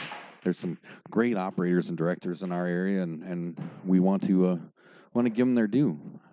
Oh yeah, you got Mark's place down there. They were running nice tournaments now. You got the place over in Clinton running good tournaments with Eric Gardner over there. Yeah, Eric Gardner puts on whale of a tournaments over there. Yeah, Josh Suits out at Racks on Racks on the Rocks. Eric Naretto gave us the idea for the City Cup thing that we're going to be running with his. You saw us back in January stream the G1 Showdown, Streeter and Pontiac battling it out. So we have some irons in the fire. There's always pool action around. Especially if you go to my page there, the Pigeon Cooper. If you join the Quad City Billiards page, I mean, you can find all sorts of tournaments going on, and up in Beloit also. Absolutely, yeah. You go through that TNT Facebook page, and you can find your way into a lot of great groups on Facebook to find somewhere to play almost anywhere across your Kaylee at Illinois Valley ACS West. She's got a ton of great leagues. She puts a lot of time and effort in for sure. She does. You saw some of her information go across there, and I'll show it to you some more later, so you guys can check her out. Find them on Facebook and over on their website. She's got some really cool leagues. She does. She's got a real nice. Basically, I call like an open one singles league that she runs, where they kind of they play as is convenient, and it's big. And I think there's 4 divisions in that. Yeah, I was seeing that. I think there was. God, I want to say there were 60-some players in the last one that they had. Yeah, she does that. She does. She's working on a Scotch doubles, I believe. She's got a 3-on-3. Yep. So you can definitely say there's definitely pool in the area, and you should be able to go somewhere anytime in the weekend and find a tournament of some sort. Almost forgot. Route 34 Pub and Grub Sandwich. Yep, they run Saturdays a tournament every Saturday and every Sunday, I believe. 8-ball on Saturday, 10-ball on Sundays. Yeah, and I actually went down there and I played in one of their tournaments, and now them are on the diamond tables. Yeah. They're tight and they're quick. He's got 7 tables out there, right? Yeah, 7. We actually did a benefit tournament out there. I think there's more than 7. I want to say there's like 8. No, unless they got a new one since we were there. I don't know. There could be. We were out there a little over a year ago for the kids benefit tournament we did. Oh, okay. Well, yeah. I mean, and then you have Mark's place down there. In Kiwani, they have a tournament every Friday and Sunday, I believe. Yeah, I can't remember if they do the 9-ball. They do it on Sunday or Saturday. I know this week they tried to do something Saturday. Well, they were going to run the 8-ball tournament on Friday night, and there was just a bunch of 9-ball players there. So we just we kind of voted in the and then I won the break pot. Did you? And I broke, and I ran down to 3 balls on the table and choked. Oh, Literally choked. I had fairly easy out for me, and I don't know, I went blind. that happens once in a while. And that break pot was $330-some worth of choking. Oof. That'll make your parts pucker. Yeah, it wasn't no fun, I can tell you that.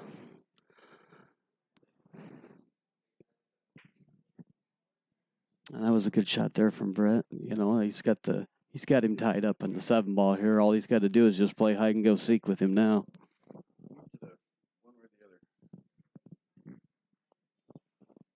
In all reality, what I would have done here is because it's such a tough hit on the 7-ball, I'd have just rolled into that 9 and put it in the pile and just gave him ball in hand and let him try to break it out of there. He got a great hit on it, though. Great hit. But, yeah. He did. Oh, yeah. Yeah, no hit on a rail. Yeah, he didn't get the 7. So he got a good hit on the 7, but he didn't get it to the rails. So. Nope. I'm going to give Brett ball in hand. He looks like he's going to start up here with the 10 ball. Runs the cue ball down the table. I don't like his shot selection there. I would have been taking the 11 ball off of the 8 first is what I would have been doing, but it looks like he might be able to get back to it. It's a 8 ball. The key is it always gets your trouble out of the way first, and I think his trouble ball is the 11 ball, and he should have probably shot that first. He's shooting like he's got a plan. That's yeah, for I sure. think he's there now, I think, and he does got it there, and it did work out for him. But hey, to each his their own. If it works out for him, it works out. If it doesn't, we'll be right here to make sure we tell everybody. Yes, I will. I would be more than happy to tell you that. See, he did that wrong. He didn't do it the way I told him he should have done it. Ooh. That was a case where he actually hit that ball too hard and it took the English off of the ball and it kind of just sat. I mean, it's still a makeable shot, but got to bear down here, make sure you don't scratch. Oh, he rattles it. Leaves Mitch pretty much straight right in. Notice that little glare up there? That'd be the bow tie Brett just put on that. Yeah, that is a bow tie, isn't it? Yeah, Mitch just got to make sure that he doesn't overplay this. Yeah, you don't want to get too overly aggressive with this. Just hit it hard enough, get a good angle on the 8 ball. The cue ball will follow up the table a little ways. Ooh, that sounded bad. I mean, I'm not going to say anything, but I'm almost positive he double hit that ball. Yeah, it definitely sounded like one. But nothing said down on the table, so. No, he didn't ask for if it was a foul, which is what he should have done there, because it certainly sounded like he double hit it. Mitch strikes first, gets on the board. The cue ball's got to sit. Okay, it did. Okay, there you go. All right, so Mitch strikes first, gets on the board, 1-0. We'll be right back.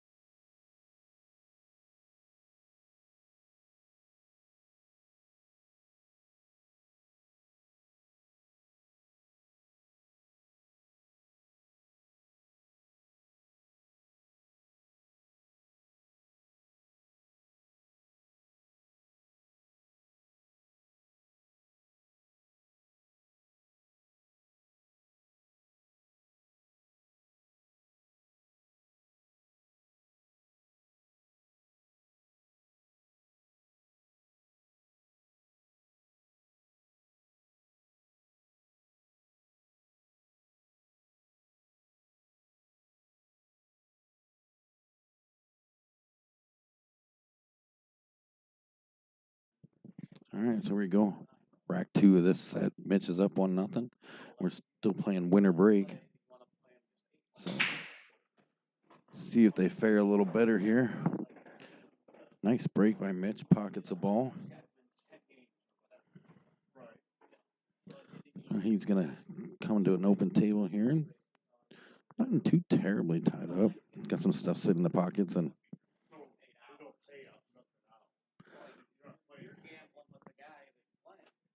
he's going to survey the table here and see what he can come up with. Looks like he's looking at the 15.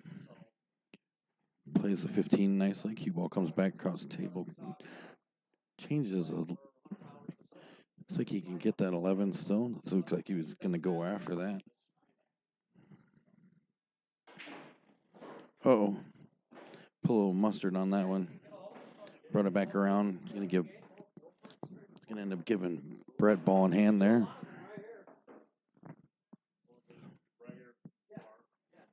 So Brett's going to be shooting the solids. He's going to start the game off now here with ball in hand. He's going to start with this 5 ball. Yep. Puts that 5 in the side, moves the 14 away from that pocket, takes it away from Mitch. Looks like he's going to turn around and play the 1 ball. Let her bounce just a little. Ooh. Came out a little more than I think he wanted it, but I think he can still get to. Oh, no, he can't. He's looking at the 2 ball. I think he thinks the 2 ball will go all the way up. See if he can run it up there. Looks like he's gonna try it. Oh, nice shot. He must have been watching these guys play. He was like, "Well, I want to challenge one of these guys right now." He was down there checking it out for sure. That was a nice shot by Brett. Ran that 2 ball all the way up in the corner. He didn't think he could see it real well. He's got this 4 ball nice. I think he's going to have less beers in him before he challenges anybody. Yeah. It would be a fight night, but it might not be the fight night we want. Right. Yeah, But don't forget, if you do have somebody you want to challenge, get a hold of us. Hit us up on the Facebook page. that Jesse Don match would be a great one. I absolutely. I'm actually really looking. I'm gonna make sure I stay on their case about that. I want to see that. That would be that's a really good match. We got to get Bill on the Hill back on there too. I thought he was going to have a match with somebody. I don't remember who it was though. He was. Who was the last? Him and Brett actually played the last one, didn't they? I think it was Brett.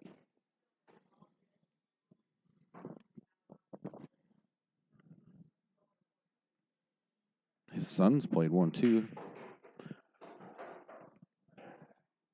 Ryan played one with Chris out there at Wise Guys. I think Chris might have come out on top on that one.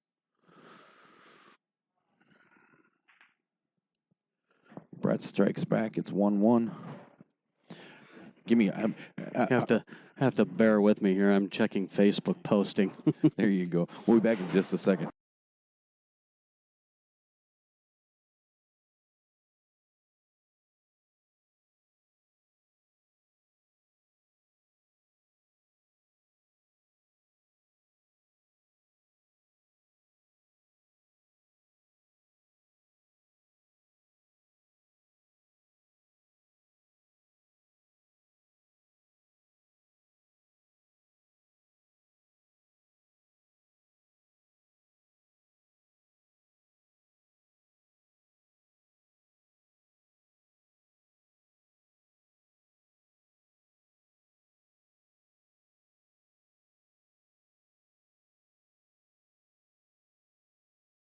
There we go.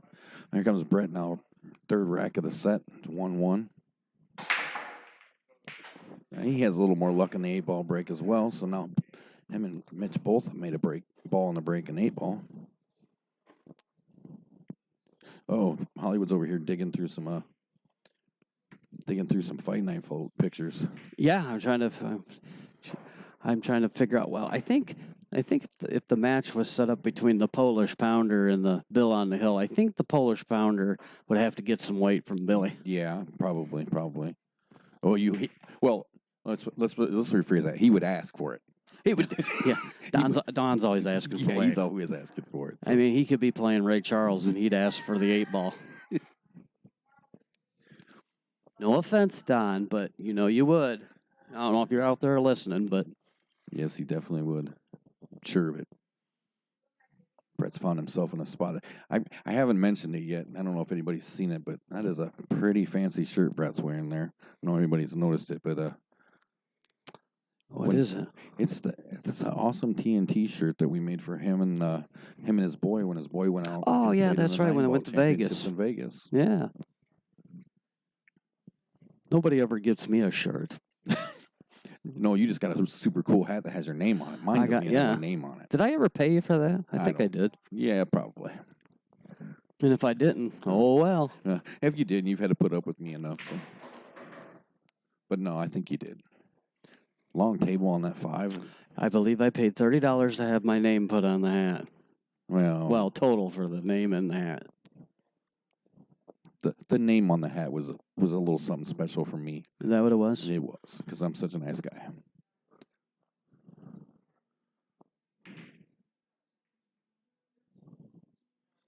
I don't know what he was. I'm not talking about you, Don. I'm talking about Don Kavinsky. He's always asking for weight. Don, you don't get no weight from anybody. I was wondering how long it was going to take him to be. Isn't that funny how pool players, you start talking weight and I'm like, oh yeah, I'll take some weight. Yeah, I'll take it. What are you got any giving of that me? weight? I'll take some. Yeah, I'll take some weight. Oh yeah. Mitch has found his way back. Oh no. Oh, drew it right back into the pocket. That is no good. Hi, honey. Hi, honey. Jennifer is in the house. Yep. I'm back, baby. I'm back. Oh. Well, at least for this week, anyways. Yeah. That's a really nice shot Brett did there. He moved a 10 ball out of his way. Now he's just got to make sure that he gets a good angle on the 6 ball. Uh-oh. And we both he said did not. that at the same time. If in case you were wondering what Brett said, he said "uh-oh" about the same time I said "uh-oh" because that cue ball went off that 3, just something bad, and he blocked every shot he's got left on the table. Yeah, that's a bozo no right there. Right, and you couldn't have put himself in a worse spot. He can't kick at the 7 without trying to catch a rail somewhere. Well, the only shot he's really got here is he'd have to try to get the jump cue out, but that's a really tight jump. Is. And the only thing that he'd have going for him is if he did get it up, he might clip the 6 ball. He's going to go ahead and kick at the 7. Yep. And there's no way he can get straight to it. He's going to have to kick the rail. Kick 2. Yeah, he's got to hit it. Oh. Yeah. Well, that's not how you do it. That would be what they call ball in hand, sir. Yes. So, see if Mitch can make something happen here. Well, he needs to. I mean, he did lose. He lost the first set. 8 what to was 4. that? 8-4. 8 Yeah. to 4. So he needs some help here. You can see he's shooting a little frustrated. He's twice now. He's kind of shot himself right into a ball in hand, but he gave up to Brett. And, each time there, that really those ones hurt when you do it to yourself like that.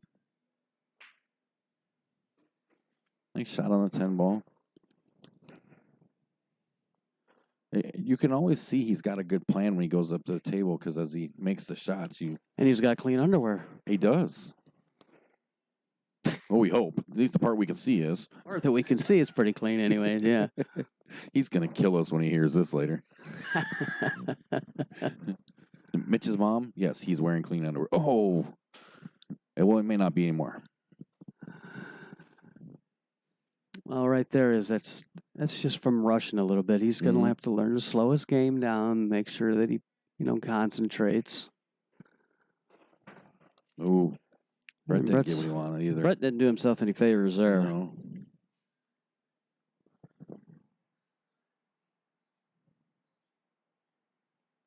Let's see if he can. Oh, he made that shot. Gets himself a good shot on the 8 ball.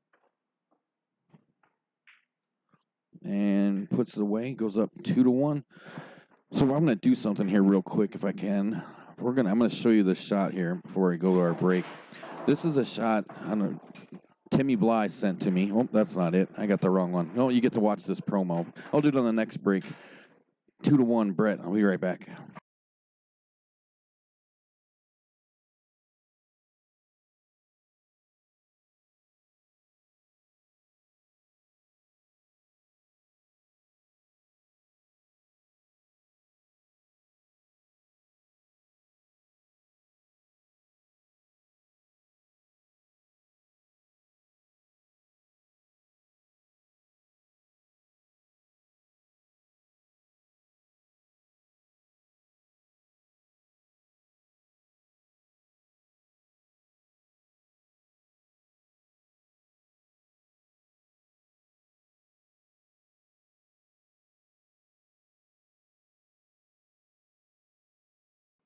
All right, so here we go. Brett's going to break up the fourth rack of this set. It's 2-1 Brett.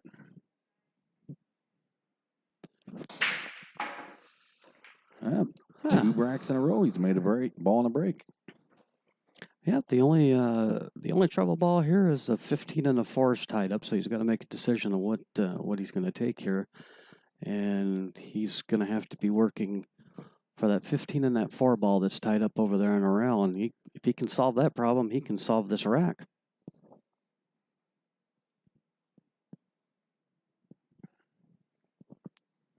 And the key here is not to compound it and make it any worse by Right. clustering more balls together. I mean, I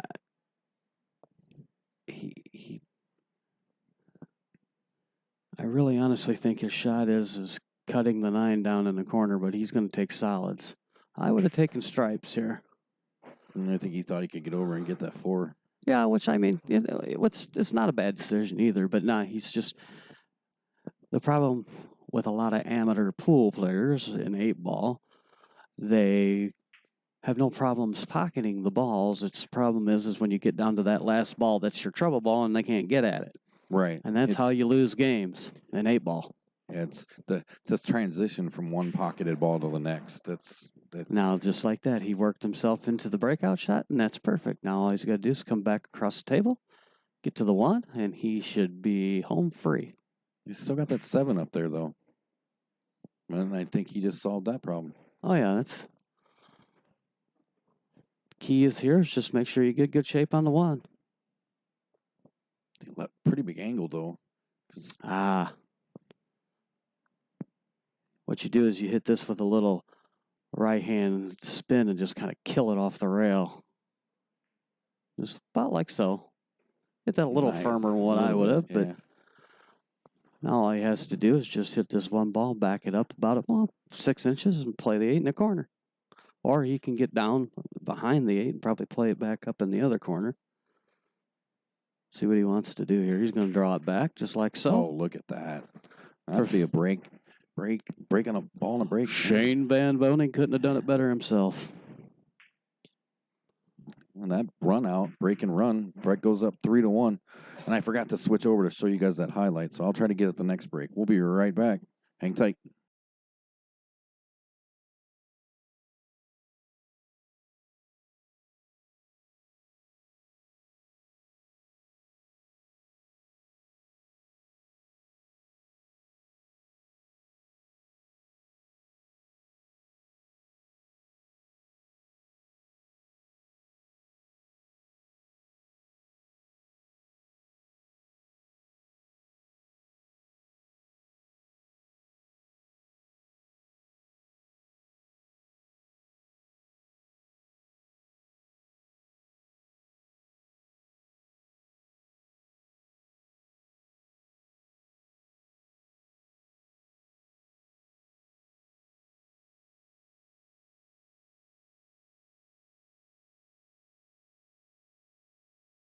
All right, so I finally got this queued up.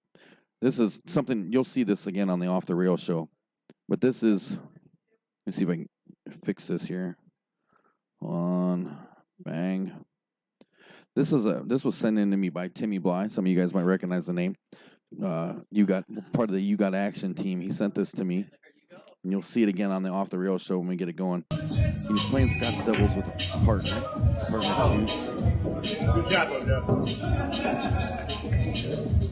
And I don't know if you can see on the shot, but he left the cue ball down here, and the 8 ball is on the far side of the table there. Timmy looks at it, walks the table, checks it out, and he's going to perform this insane 3-rail kick at that 8 ball. It's not the best angle on the shot, but you'll see what I see. He's looking at the cue ball right there. Is this Timmy Bly? Yep. Is that who that is? Yep, the cue ball right there along the rail. The 8 ball's on the other side of the 2 and the 5 there.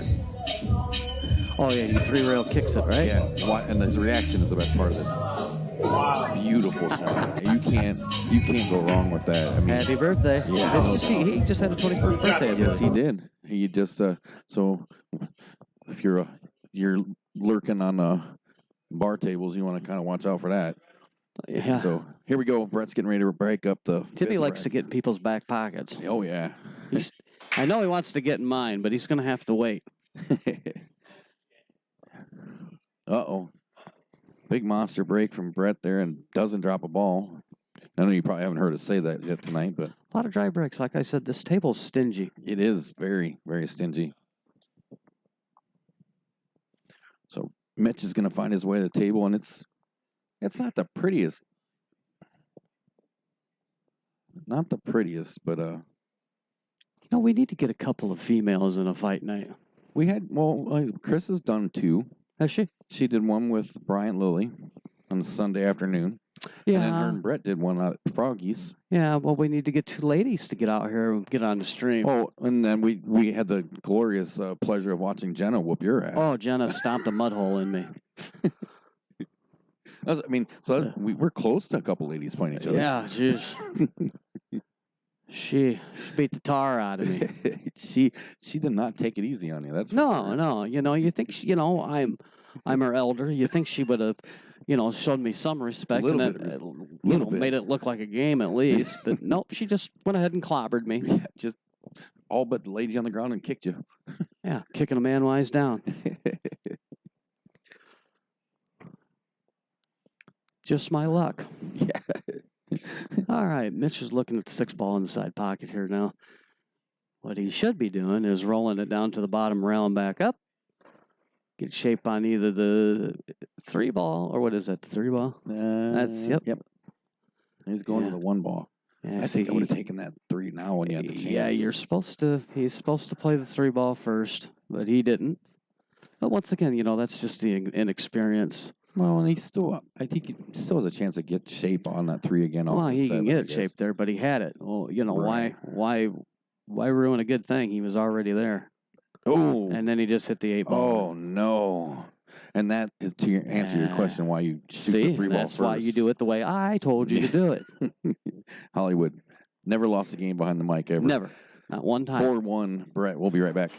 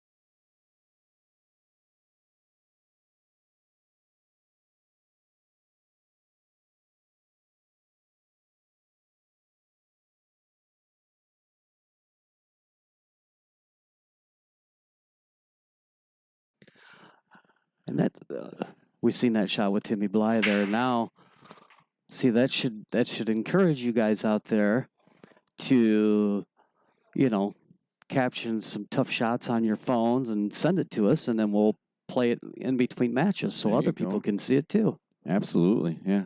Send them to you can email them to us or get a hold of me at the TNT Facebook, and I'll show you the best way to send them to me. Because if you send them to me through the TNT, like if you're trying to messenger and send them through Messenger to TNT, it's a little hard for me to get them. So it's easier to get it to me other ways. So if you have something you want to send in, get a hold of me, and I'll direct you how to get it to me so we can share it with people. That's neat. I think that's cool. Yeah, we also going to be trying to get our first episode off the ground here of Off the Rail too. Mhm. Aren't we going to be doing that here Absolutely. shortly? I'm hoping we get over there and do some of that. Got a couple ideas for some people I'd like to go out and talk to.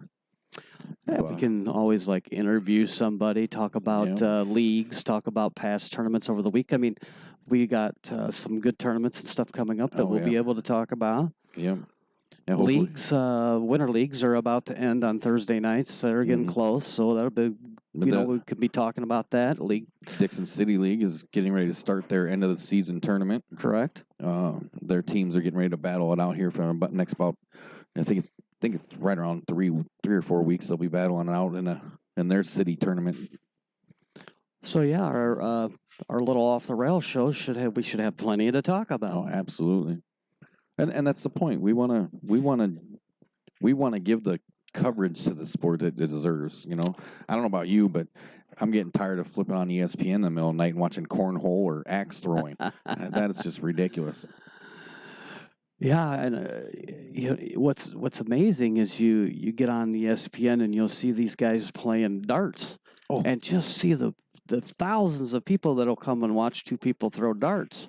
Now, don't get me wrong, darts is a great game too, but you know we need to get pool, you know, to get them kind of crowds. I mean, you see them at the Moscone Cup and stuff like that, but you know, But this is where it starts. This is exactly how it starts, right? And this is a bold statement to make. And I'm not saying that these guys are going to be there, but it's these kind of things here. These, you know, the local leagues and the local tournaments and things like that. Those are those stepping stones to those bigger things. These are the things that make those things possible. Absolutely.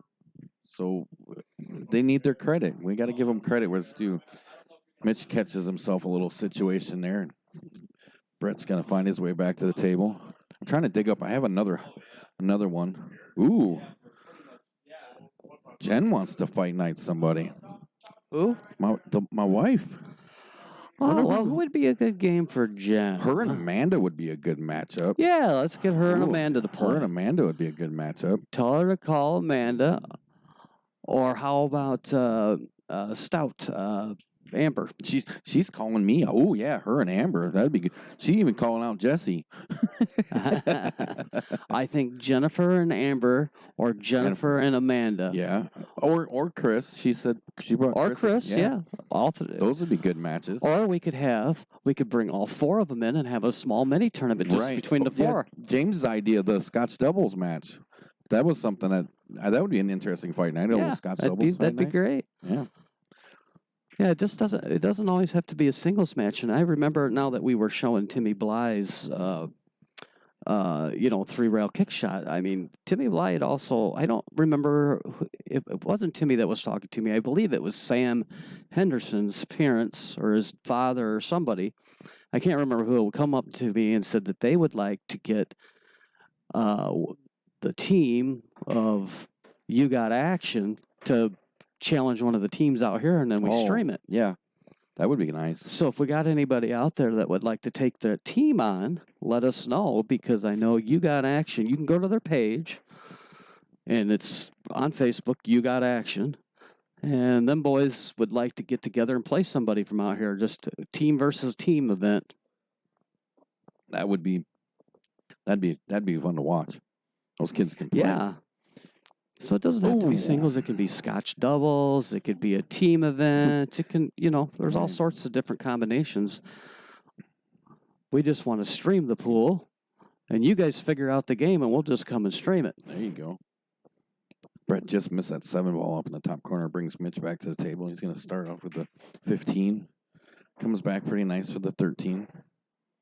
And if you watch Mitch, you can almost kind of see, and I hate to say it like this, but if you he was about to rush into that next shot there, and you can start to see the pattern. He gets in that rhythm. You can see he's got the plan, and then you can see that moment where he gets a ball or two in, and then he kind of rushes that next shot, and you automatically kind of know that there could be a problem there. Yeah, like I said, that's just inexperience, and that'll come with time. One of the first things you got to try to learn in pool is to teach yourself to have a routine and follow that routine in between every single shot. Because what you'll see a lot of times is, and I'm guilty of it as anybody, is where you start to get in a rhythm and you start playing quicker nice in between shots, right. And you don't take your time. And I'm horribly guilty of that. Everybody's made that mistakes, and that's something that's not even just an amateur thing. I mean, you see it happening even with professionals. Mitch makes his great mark. shot there by Mitch. All right, 4-2. 2-4. Yeah, you said it one way, I said it the other. We'll be back in just a second.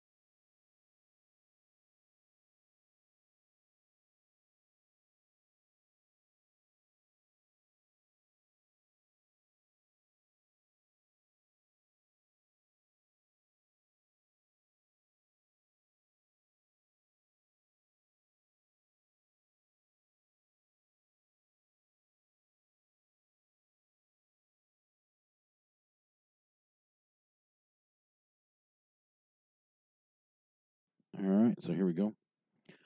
7th rack of the set. Mitch is breaking.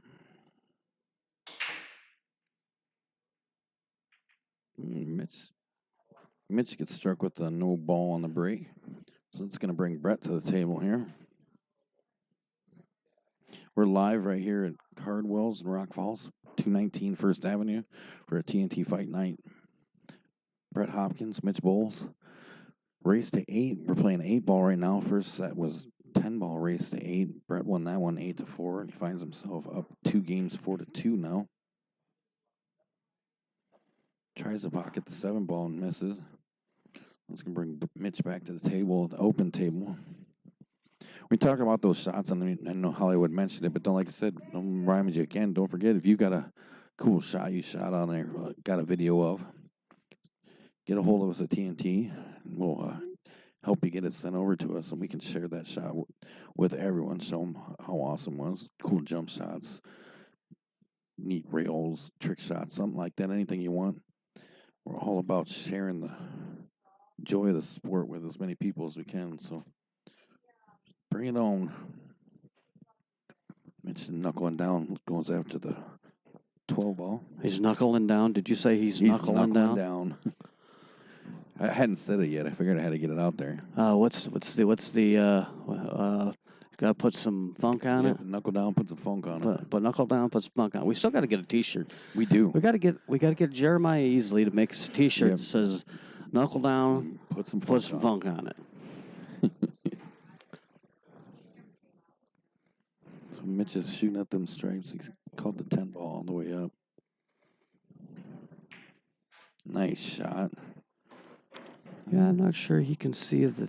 What is that? The 10 over there? 12? 14. 14. Yep. I think he's got to play rail first. Oh no, I think it might be the 10. I can't tell.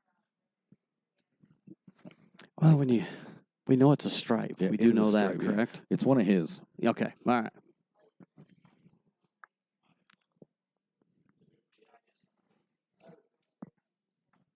No, yeah, it is a 14. Good hit. He gets a piece of it, gets a nice legal shot. That'll bring Brett back to the table. Yeah, we should try to get together, sometime over this weekend, maybe like Saturday or something, and we can try to get our first episode in. Yeah. Is it called Off the Rail? I got to make sure I got that right. Off the Rail. Okay. Off the Rail. Yeah, I can try to get over there Saturday. I have to, sounds like we might be back here Sunday. Right before we are going to be here Sunday. Sam Maggio is going to take on John Bresley. Yeah, I believe they're doing 2 sets, race to 8. Was it 8-ball and 9-ball? Yeah, and then the 9-ball set, they're going to do something just a little bit different, and they're going to call every shot in their 9-ball match. Yeah, that should be. And I think you're going to see a very good matchup. The 2 equally matched up players there. I've played with both of them a little bit. I've certainly played with Sam quite a bit. Sam just coming off of shoulder surgery, so he was on the shelf for a little while, and he's just getting back into playing. I think he had a rotator cuff surgery, if I'm not mistaken. That's no fun. Oh, I bet that was no fun at all. You got to use the opposite arm, if you know what I'm saying. Right. Little stranger action for a few minutes. Yeah, stranger danger. Mitch goes long table for that 11, kind of kicks things around, makes a little mess. Did we just make a masturbation joke during a pool stream? I think we did. Yeah, okay, well. And we didn't use the word stroke. No, yeah. Yeah. Jesse, answer your question. I'm not sure, but I can find out. Oh, what a shot by Mitch there. Now he's just got to make sure he plays 14 ball. He's got to get it. He's got to clip this and push the 9 ball out. And he does. Look at that. And he does have an angle on it. Mm-hmm. And it'll clear that 2 into the side.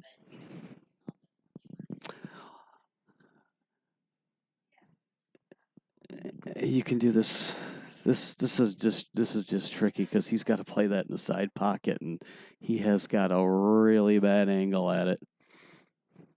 I mean, it does go, but it's keeping shape to the 8 ball is the problem. Right, I was going to say that's the shot itself is tricky, but the angle to the 8 ball is even trickier because he's going to be the shot's going to bring that cue ball nowhere near where it needs to be for that 8-ball. Jesse's asking about how is the Wi-Fi at Wagon Wheel, and that I couldn't answer. I could not. I don't think I never got to play there. The one year it played City League or played Summer League up here, I never got to play there. They always play. We never went to their place to play. And he wants to play on the diamond table, I'm assuming. Yeah.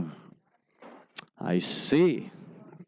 Well, Jesse, I can say one thing here. Hopefully within the next couple, 2-3 weeks over at my place anyways, I'm going to have the Simonis cloth put on my table and with the Ridgeback rails, so it's going to tighten the table up and make it a lot quicker. So you have to come over and practice on it when I get it set up like that.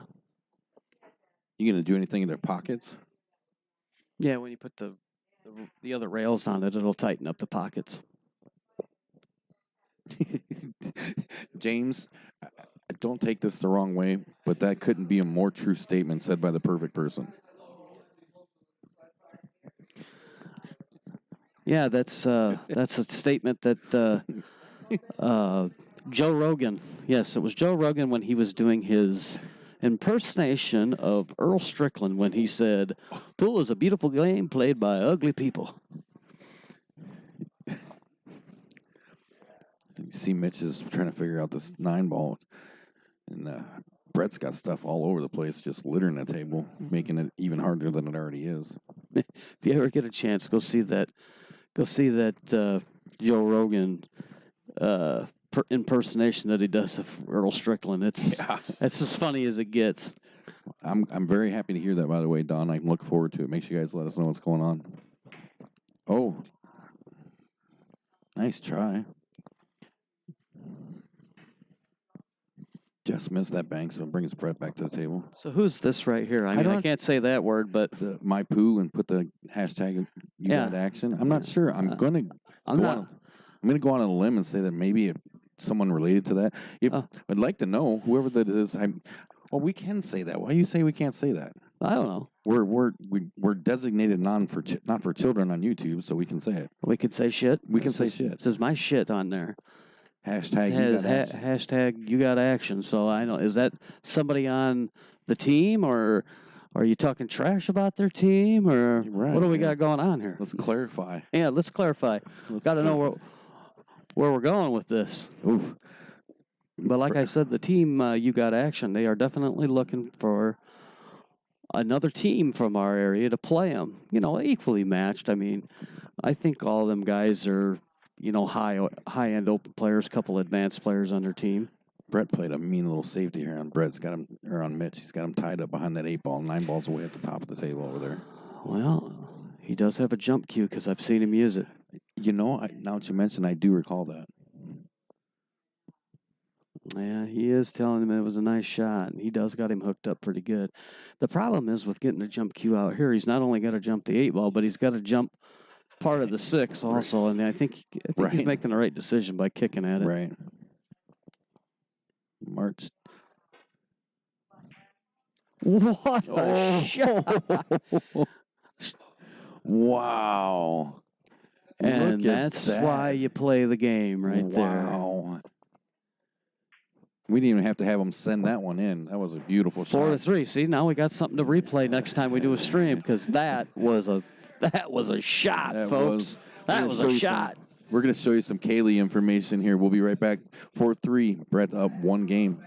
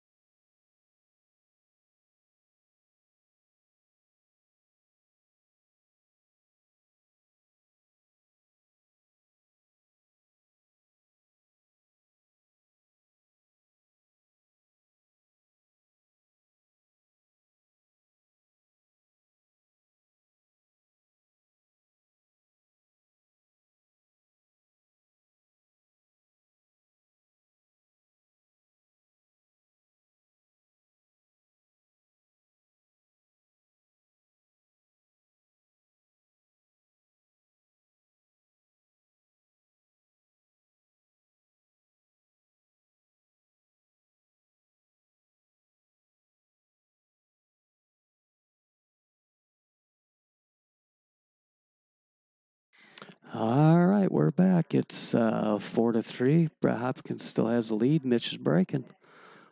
Mitch brought out the eye candy in the last game by kicking in the ball, and it was just a fantastic shot. Definitely the shot of the match so far. That was beautiful. He made the wise decision not to go after the short stick when you looked like he really wanted to. Yeah, he made the right decision by kicking at it for sure.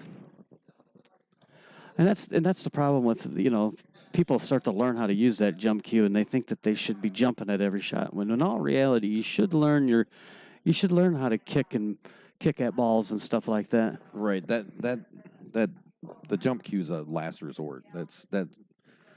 It should be a last resort, I think. Well, you go to a lot of tournaments nowadays, and I mean there's places that you go they won't even let you use jump cue. They're really starting to crack down on it. Because it's not an easy shot. Well, it's a lot of the old timers believe that it's just taken away from the game, and in all reality, it is. How often do you see Efren Reyes pulling out a jump cue? This is true. Yeah. I'm sure he has. I can't recall off the top of my head of the last time I seen him jump a ball, but. And that's where the argument of evolving with the game, some people will argue that, it's part of the evolution. Well, yeah, I mean, the jump cue's been pretty dominant in the game for the last, say, like 20 years, I'm guessing, right around in that ballpark. But, And now you got guys like Venom. What's his name? Why can't I think of his first name? I don't know. Him and... If you want to watch somebody that can jump a ball and jump a ball really, really well, go watch Oscar Dominguez play. Oscar Dominguez can jump just about anything. That was a strange... Oh, speaking of Oscar Dominguez, he was in one of the tournaments that Chad Velmont just finished second place out at the... that's something we're going to have to talk about during our the Mercer Andy Mercer Memorial Tournament. Yep. Velmont, he defeated Dennis Arcolio in that tournament. Yeah. Now I don't know how many players they had or anything like that, but he beat Warren. He beat Warren Klemko. He beat Dennis Arcolio. Chad played like a monster. And one of them streamed it on Facebook. It was on Facebook. Yeah, I did watch it on the stream. I think it was POV Pool that had that on there. Well, they did that, but at some point they were telling people, go check it out. We'll put it on our Facebook. Well, I don't believe POV Pool was charging anything for that. Yeah, the Andy Mercer Memorial. Yeah, Chad took second place in that tournament. Chad, a real nice guy. I've known him for many years, and he kind of was laying off with the pool there for a while, and then I was talking to him, it's probably been a couple of weeks ago when I ran into him, and he said he was talking to Jesse Bowman, and Jesse Bowman was getting him fired up to get him back into the game, and so he picked up the cue, and he's over there in Clinton hitting balls every day now. Doesn't sound like he missed a step anywhere, so. When you can defeat the likes of Warren and Dennis and so on and so forth, and in all reality, he showed maybe a little rust in the finals because he had a chance to win both sets, and he got double dipped in the finals. But I think he lost 6-4, 6-4, or 6-5, 6-5. I can't remember. It was tight. I know that. Oh, yeah, it was close. It was close. You can see it now in Mitch's approach to the table. He's definitely slowed down. He's not trying to rush himself as much, but he seems to have picked up a lot of power in his stroke all of a sudden. He seems to be hitting everything he hammered that one. Pretty solid. Well, his problem is here he's got the 7-ball tied up down here by the corner pocket. I mean, the 1's open and the 3's open here, or the 5-ball, I should say. Uh-oh. Problem is he doesn't have a hole for the 7-ball there, but he can create one now. He can cut this 1 ball into the side pocket, come off, have the cue ball go down to the bottom rail, kick that 15 out of the way, but easier said than done. Correct. Don's telling us they went hill both sets in the finals. Yeah, I knew it was either 6-4, 6-4, or 6-5, 6-5. I wasn't sure. I knew that Chad definitely had a chance to win in both of those sets. Appreciate you guys all hanging out with us. Don't forget, if you enjoy free live streaming pool and more, make sure you hit that like and subscribe button. Stop over the TNT Facebook page and give us a like. Turn on those notifications when you like and subscribe so you keep up with all of our upcoming streams, which we've got quite a few of them planned for us. We're hoping when we get out to Dave's this time, we'll be able to stream. We had a little bit of issue connecting last time, but Yeah, that's the biggest problem that we have when we, especially when you're traveling to the smaller towns, smaller areas, and they do not have. There's that double hit sound again. yeah. Some of them don't have the internet speed to support to stream the matches. Unfortunately, it gets a little tough. We made a conscious decision to try to. We've had a couple that we went and did that didn't turn out quite as you planned. Yeah, we were able to stream, but they were kind of hard to watch. A lot of. Yeah, and it's hard for the viewer out there when they're trying to watch pool, and it's choppy, and and then you're trying to do commentary over it, and when you try to do the commentary, then it makes it even worse. Right. And so. Well, and then those poor people, the video doesn't come through, but the commentary keeps coming through, so they can't see anything. They just have to listen to us. Yeah, and who wants to listen to us? I couldn't imagine being your wife. Oh, I know. Listen to me all day. I got nothing good to say most of the time. I only have to listen to you about once a week, and that's enough. Well, I have the pleasure of listening to you once a week. Yeah, but people like me. Oh, you didn't see the sideways smile I said that with? People generally like me. Generally. I mean, I got to pay them. Right. Hey. But generally, they like me. Brett's looking really determined here. I just need to put a little bit of right on this. Come right off the rail. Okay, I think he got it there. Enough room to be able to. That's where a little bit of the inexperience shows there too, because what he should have done is hit that with speed and brought the cue ball down past the side pocket to get. It's just to get better control for the shape to the 8. Yeah, he left himself tough on this 8 now. He's not happy at all. I hear you, James. I hear you. He called it on the backside here. He's going to bank it. I know it's debatable, James. But oh, look at this shot. What a shot. Bank shot. Hopkins goes up 5-3 in a race to 8. We'll be right back.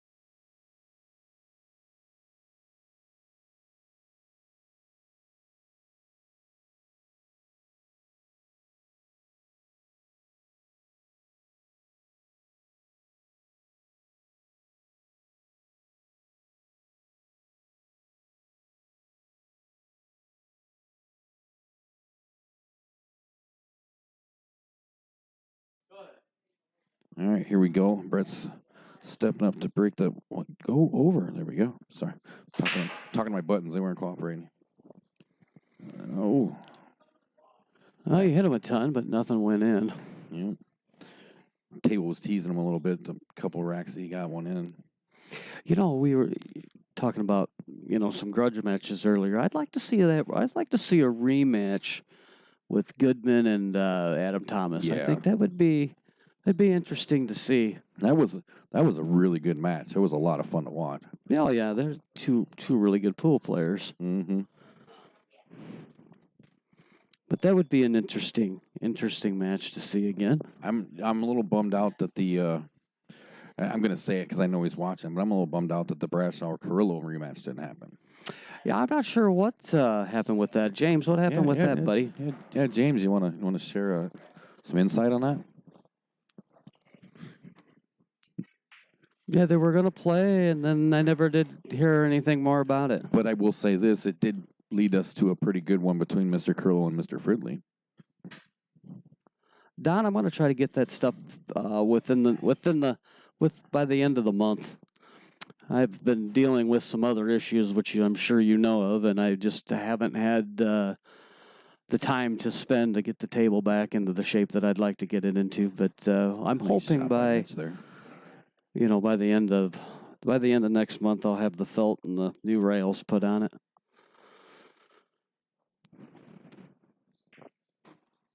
Ooh. I think this 6-ball slides through there. I think he might be. Oh no, he does have a shot on the 6-ball. I'm sorry. I didn't see it at first either. He looked so happy when he made the shot, and I was like, "Well, I didn't see the 6-ball high The there." bad part about it now is just he's left himself not very good here. He's going to have to play the 5 into the 3, try to play the combo, and that's a tough shot.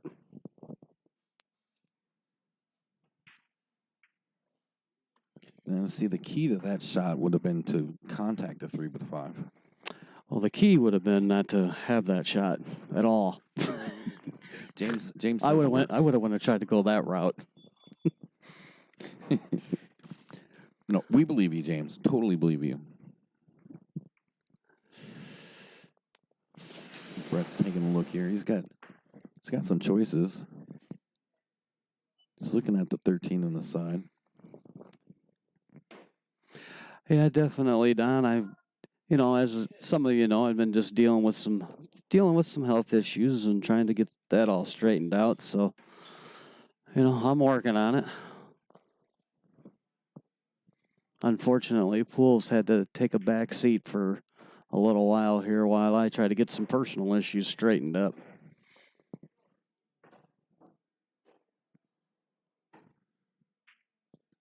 Nice speed on that. Ooh. Oh, you rolled that down there really nice. Yeah. They had a nice speed on there. Kind of got a little scary at the end, but you play the 15 all the way up. He's got to make another good shot here. Uh-oh. Do you remember that commentary curse thing we used to talk about? Yeah. And there's that rollback rail again. Right, yeah. Rollback, yeah. That cue ball was in the hole and hit the reverse switch right when it got there. Oh, I think they were asking about because they weren't wanting to play at your place. It wouldn't matter to me if that's where you wanted to play. I mean, right now, the table does need to be serviced, though. It needs to be cleaned and recovered. And like I said, hopefully, within the next couple, 2-3 weeks, by the end of the month or whatever, or the end of next month, it'll be all done and taken care of, I hope. He gets that 5. Gets the 5-ball in, kicks the 8 into some trouble, though. He could probably still get over there off the 3, though. Well,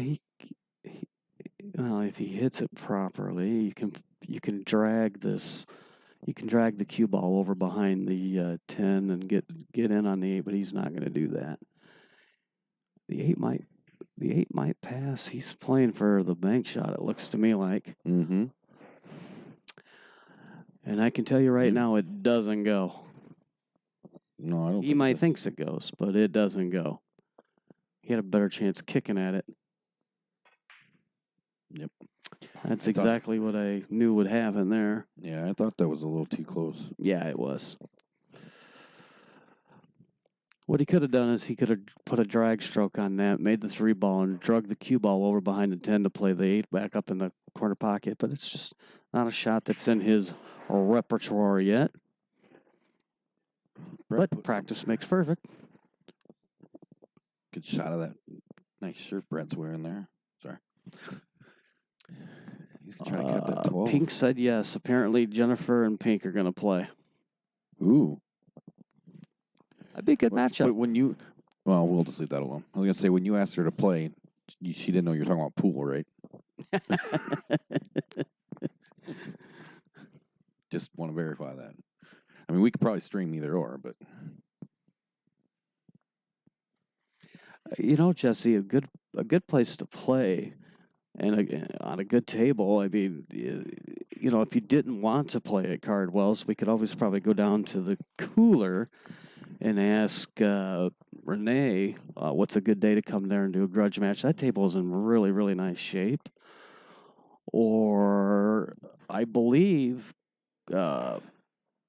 corner Corner spot Corner tab. or corner tab They have- and PJs.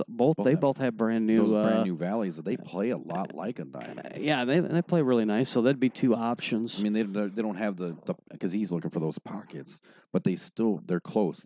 I think the new valleys have slightly tighter pockets than these ones. Yeah, that I couldn't answer that question, but what I do know is they're nice tables and they play nice. And the one at the cooler play. I mean, I don't think that's a newer one, but it's all refelted and it's in really nice shape. I know they redid it.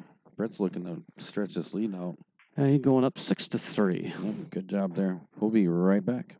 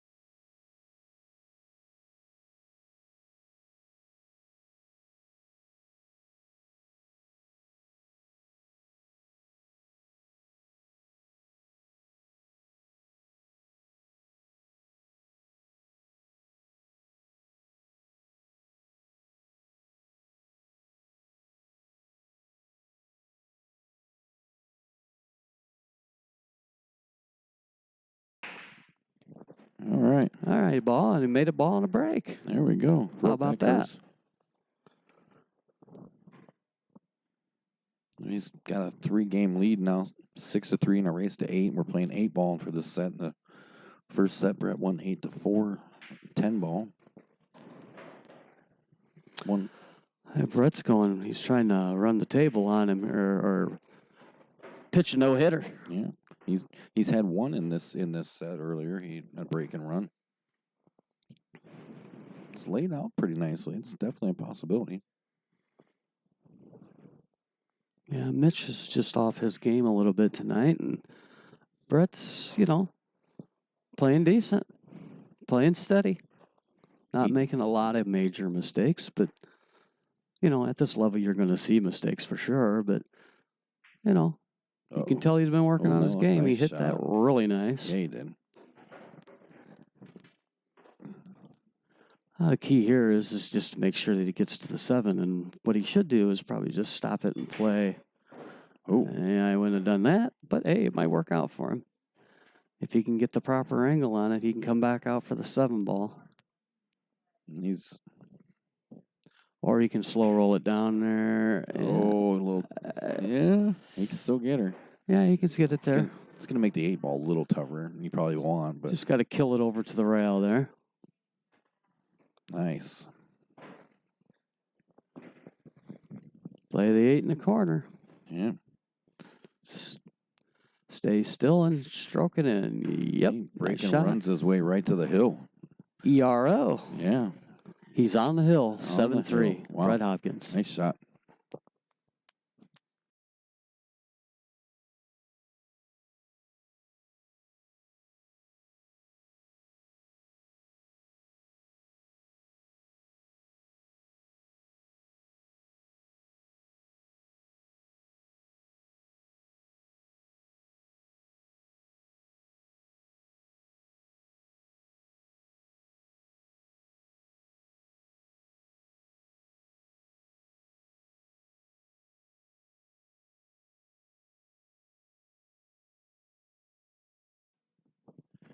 All right. 11th rack of the set. Brett's on the hill. Yeah, 7-3. He's really dominated this 8-ball set, too. And he manages another ball on the break. Not the best spreading off that break, but... Yeah, the balls are pretty clustered up. It's going to be a tough run out from here. Yeah. But, it's definitely possible. Play the 5 in the side, get good on the 3-ball, and get a breakout on them balls down there, or you can play stripes, which is what he's going to do. Yep. I think the name... He's just got to get an angle to get that 13 ball out of there, or whichever stripe that is. I think it's the 13 ball. He's found a rhythm. You can see him just kind of flowing from one shot to the next now. Yeah, he's going to try to probably take a stab at it right here, try to get it out of there. Here it comes, and he did get a piece of it. The 8 ball still is a little messed up, but and he tied it up a little more, breaking out that 13. Uh-oh. Did he get it? Yeah, he did. Valley tables. Yep. That'd never went in on a diamond. No. Jesse was like that. Never go in on a diamond table. Never, yeah, that had left you frustrated. Put some mojo on it. Ooh. Well, he got the nice. 8 ball out of there. Now all he's got to do, if he banks, he's got to bank this. And if he actually puts the right English on this and banks this, it'll almost be natural shape to come back to the 8 ball. Oh.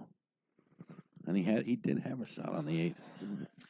Well, if he would have, got that on the right angle, that cue ball actually wouldn't have went down there and hit the 7. It would have missed it and came back up the table. He definitely made a really good run out on a table that didn't look like it was going to be able to be run out. So yeah, he's got Mitch on the ropes here. Oh yeah. Hey, you're down 4 games, and you're on the rail. And you're playing a guy that's barking and running out on you. Right. And there's not much you can do when you're sitting there. No, you can't do a whole lot when the guy breaks and runs out. He leaves you in your chair. There's not a whole lot you can do. No. It's just got to be kind of hard on your mental part of your game, when knowing you're down that much, watching the guy run like that. But that'll happen in sets sometimes. You just have one of them nights. I've had them before. We've all done it. Right, yeah, and it works both ways. He's going to run some, you're going to run some.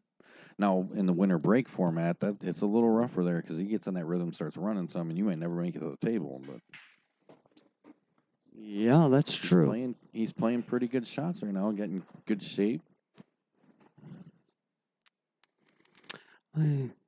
He's a little funny here, but if I was him, I would be playing the 4 ball, which is what he's going to do. Hit that in with pocket speed, and he should get natural shape on the 5. Nice. Yep, he's there. Very well played. It's like he could. But see, the problem is, if you've seen what he did right there, he hardly even came up. I mean, he did make the ball, but I would highly suggest standing up and resetting. Right. He kind of went from shooting stance right to the next shot. Mm-hmm. Look at this. And he made it. That was a nice out. It was. 4-7, Mitch. We'll be right back.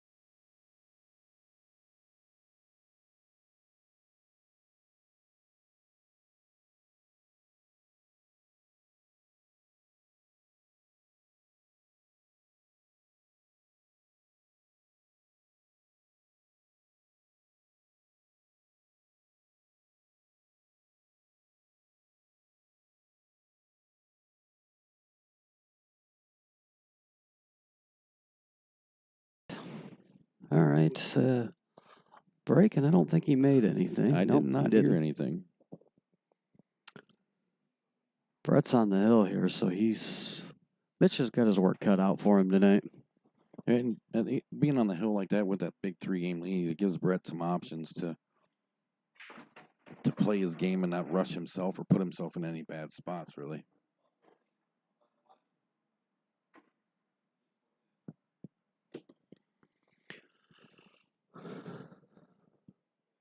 he's got a Hold question on, on a one- hit. So Greg will go down there and take a look at it.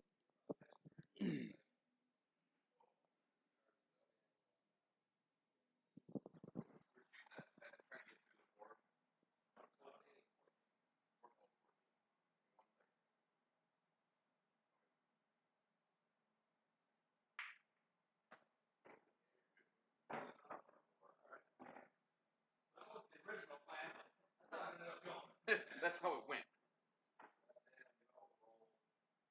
All right. As long as you wondering what I was doing, I've told you before.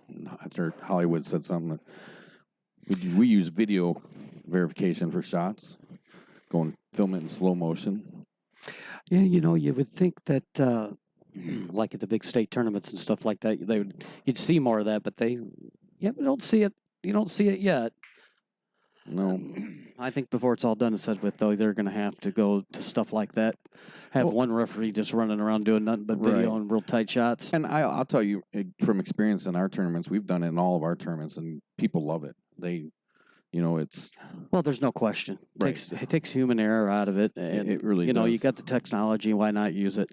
And we posted an example a while back on the TNT page of a shot that some two players had called over to have it watched, and to the naked eye, when they shot it, the player that called for us to watch it actually thought the shot was good, and the gentleman who shot it, Jeff, actually said, "I don't know, we should probably look at that video," because they were playing 10 ball, he was shooting at the 2 ball, skirting past the 4, and his opponent Ken said, "No, yeah, it was a good hit," and Jeff insisted we look at the video, and we looked at it. In slow motion, you could see he just barely nicked that 4 ball.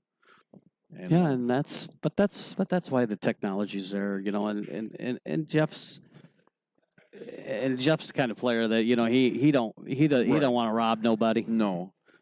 I mean, I don't like Jeff, but Right. Saying that, now you say that, didn't Jeff just beat up on you a little bit? Yeah, he beat up on me. He came to my house, beat me like a drum. All these people keep coming to your house and beating you up. I know.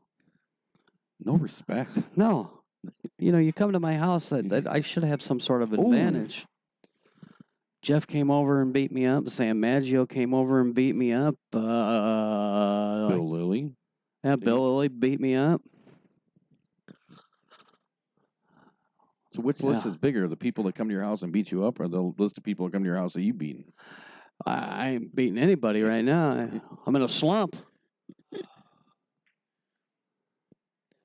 Brett missed that one horribly. Listen to me when I say this.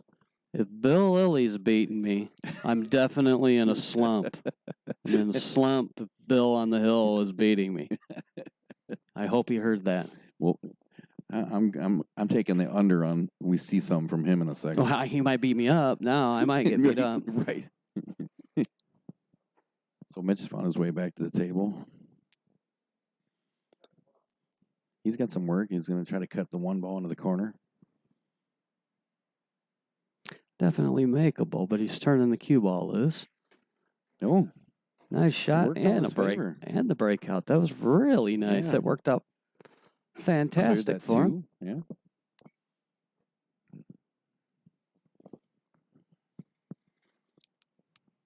Now he needs to put a good stroke on this and play it down in the corner pocket, which he did hit that pretty nice.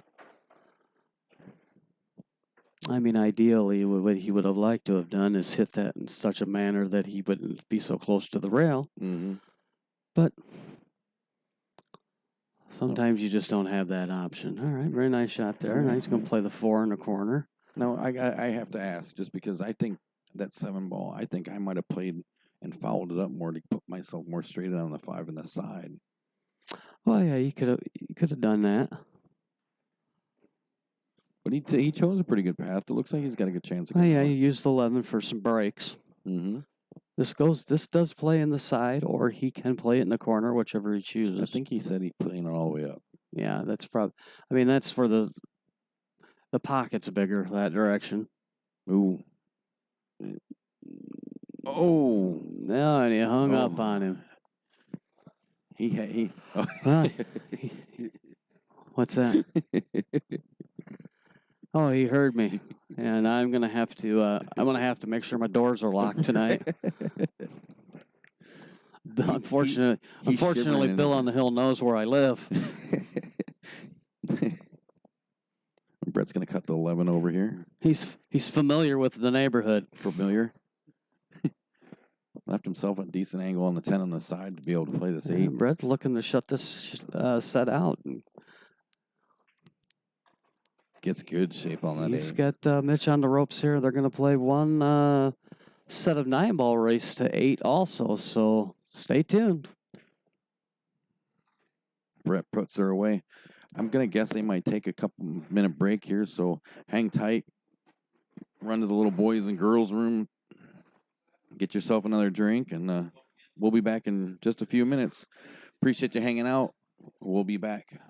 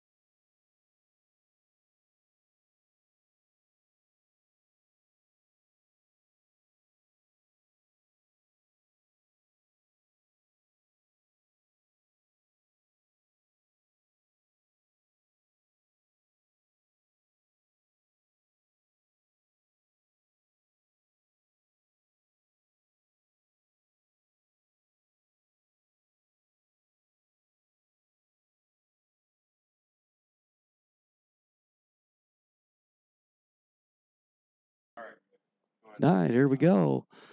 Last set, they're going to play her 9-ball race to 8. Brett's won the first 2 sets. He won the set of 8-ball, and he's won the set of 9 or 10-ball. He's looking for the clean sweep tonight. And now he's going to try to win this 9-ball set and win all 3 sets tonight. For those of you keeping score, Brett won both sets 8-4. 8-4, yes. Both sets. I heard Brett just walk up and say he was going to play a push. And he does, pushes up the table.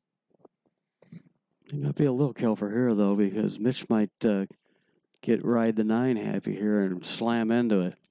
Right, and just to clarify, I know we were talking earlier about the Sam Maggio and Presley match. These guys are not playing call.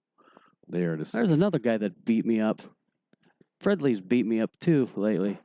Oh, that's right. Did he just... I got beat by Fredley, Sam Maggio, everybody that's come over to play me.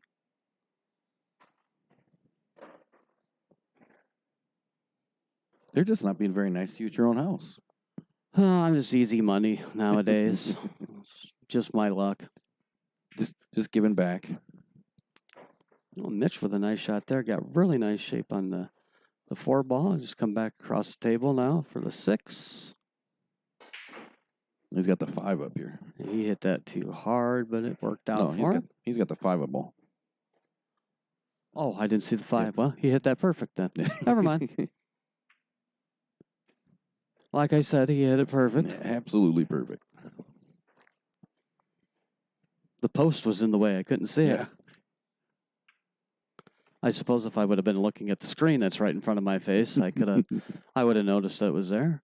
That was a nice shot there. Now he's got to come down off the bottom rail. He can either come in under the 9 or above it. He chose to go above it, and he got lucky. He left the safe, I believe. Yeah, he got lucky.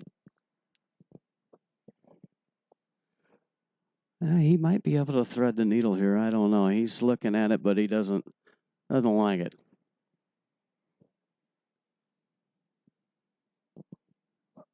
Now, see, this is tricky because if you give up ball in hand here. Well, what you do here is you kick to the bottom rail, and you want to hit the cue ball with the 7 and kick the cue ball back up to about where he's leaning up against the table and get the cue ball to stay right where the 7's at. But that's not the angle he's trying for. He still looks like he's trying to sneak in there. Yeah, I think the safer option would be to kick at it, not kick at it to make it, but that's what he's going to try.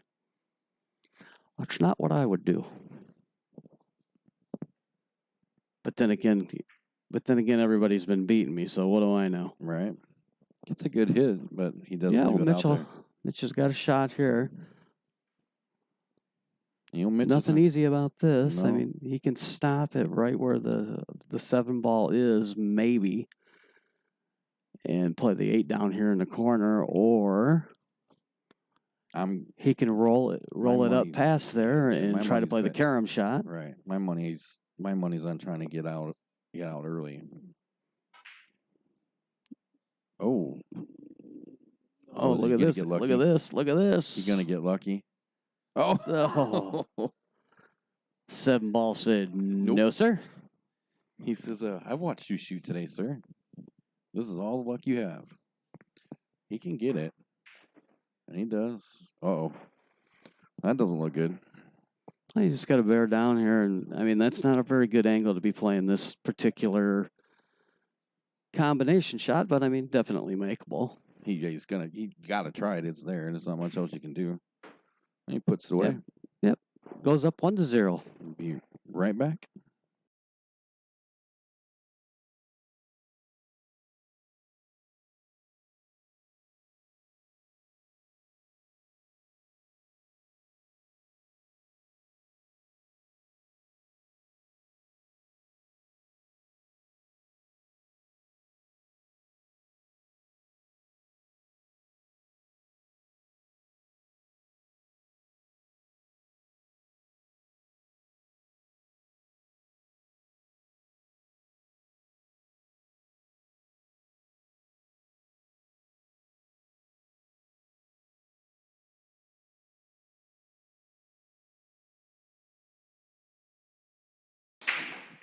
Oh.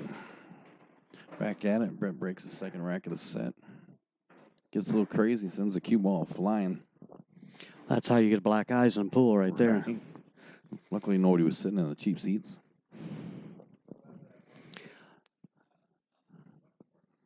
He's got the. All he's got to do is just figure out how he's going to get to the 2-ball. This game here is a race to the 2-ball. Mm-hmm. Exactly. And I can't tell. Does that one go past the 5 to the side? That where he could. I mean, don't get me wrong. Mitch could elect to take ball in hand and just knock the 9-ball in and then give him ball in hand back. But I wouldn't do that. I would just play. I'd do this right here. Mm-hmm. Play the 1. Give yourself some room to play the draw. You get too close. Play the draw shot and then the 2-9 is dead. And unfortunately, Caught the cue ball coming back. Yeah. He didn't give himself enough room to play the draw. That was harsh. The only thing is I'm not sure Brett can see it, can he? Well, the 1 didn't go. Yeah, no. But what I'm wondering is I if thought he he can hit see the 1 ball. I thought he hit the cue ball with the cue coming back. When he played that draw shot. Oh, did it? Yeah, I think didn't. The cue I ball guess I came didn't back see and that. hit his tip. Well, they must not have noticed it because I didn't notice it either. Yeah, I'd have to go back and look again, but it looked like it did. And I thought, I didn't notice at first that the 1 ball didn't go, and I thought that's what Mitch was reacting no! to. I think he just hit it right into his way. Yeah, but he could thin the 2 No, and still get the 9. he's bearing down on it, so he Yeah. should be able to see it, I guess. All right, 1-1. Mitch ties her up. We'll be right back.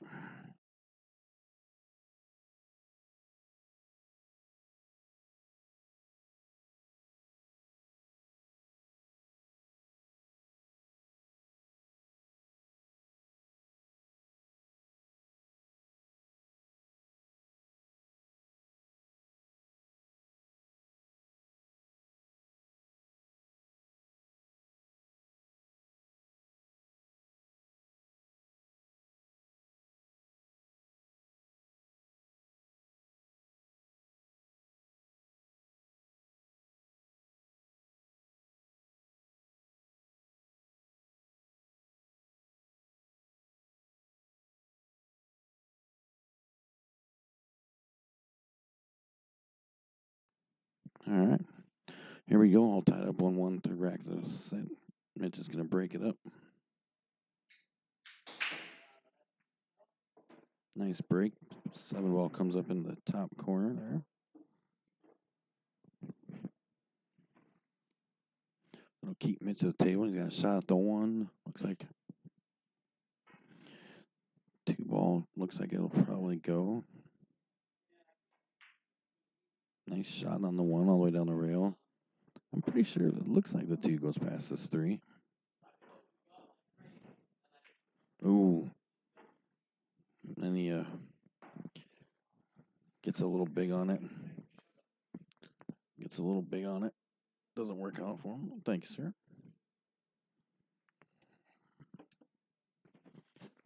Mitch is going to try to get that 2, and he does.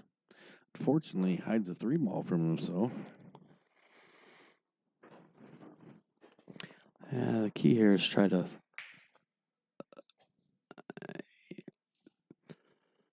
I need to hit that with a lot less speed, so that way the cue ball you could use the 5, Right. and the cue ball or the 5 to block the cue ball, so you couldn't hit the 3. But not the easiest shot in the world, though. Right. He essentially wanted to change places with the 3, but the cue where the 3 was. Mitch hit that in with authority. Yes. He left himself an angle on the 4. Should be able to bring himself back down the table.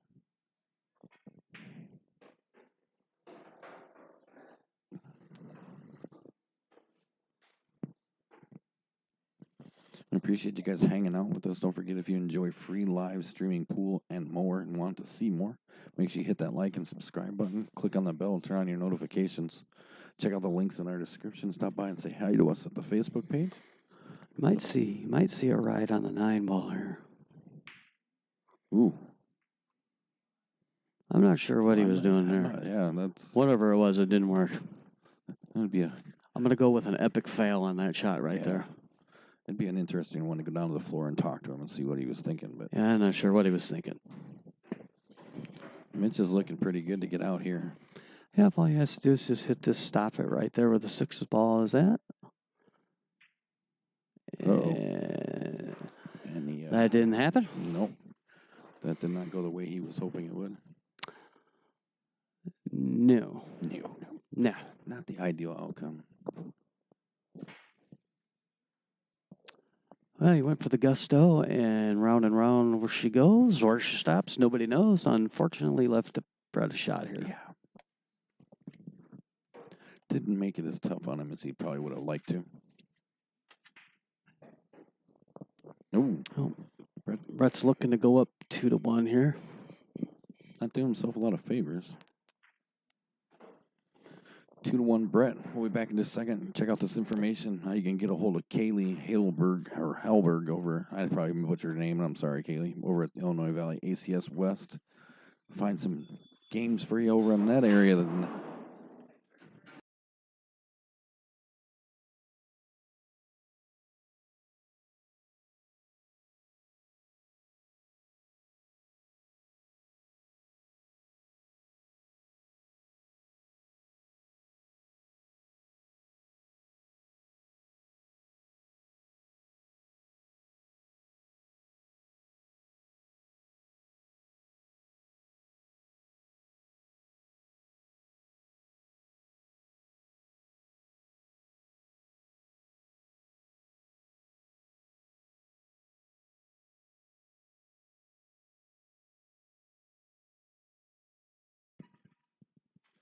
All right, so here comes Brett breaking up the fourth rack of the set, up 2-1.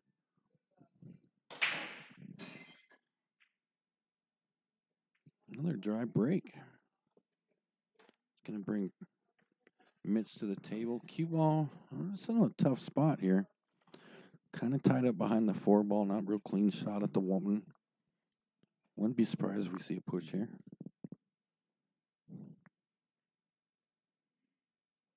Well, that's what Ronald Reagan used to say. Well. Believe it or not, Brett broke dry. Oh, shocker. All right.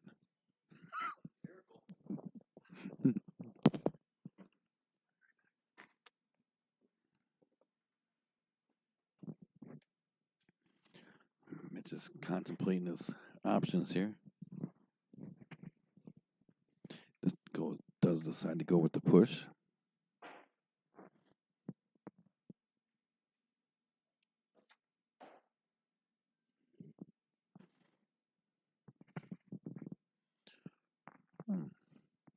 Moves the 4 ball all the way, leaves Brett a shot at the 1.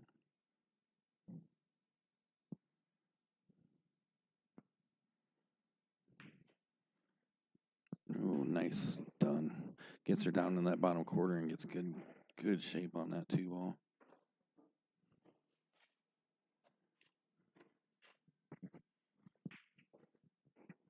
Puts a 2 away, brings a cue ball nicely at the table for the 3.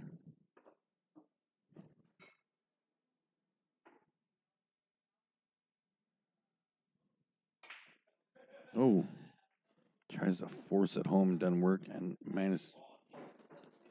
then scratches. Tied the 3 ball up. It's not in the best spot, but I think he can definitely do something with it. So, see what he does. He's got ball in hand.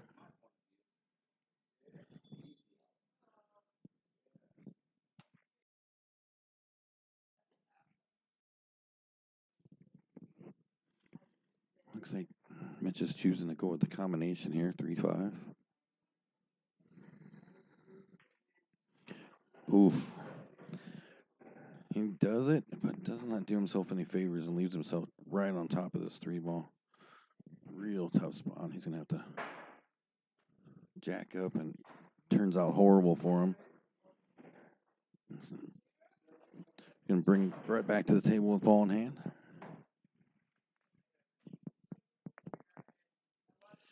All right. What did I miss? Anything fun? Couple ball in hands. Brett's coming to the table now with ball in hand, shooting a 3 in the side.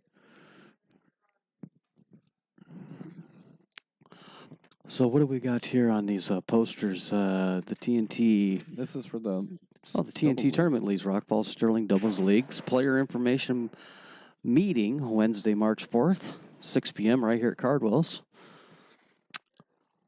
So if you want to be in the Doubles League, make sure that you're here for the meeting on Wednesday, March 4th at 6 p.m. at Cardwell's.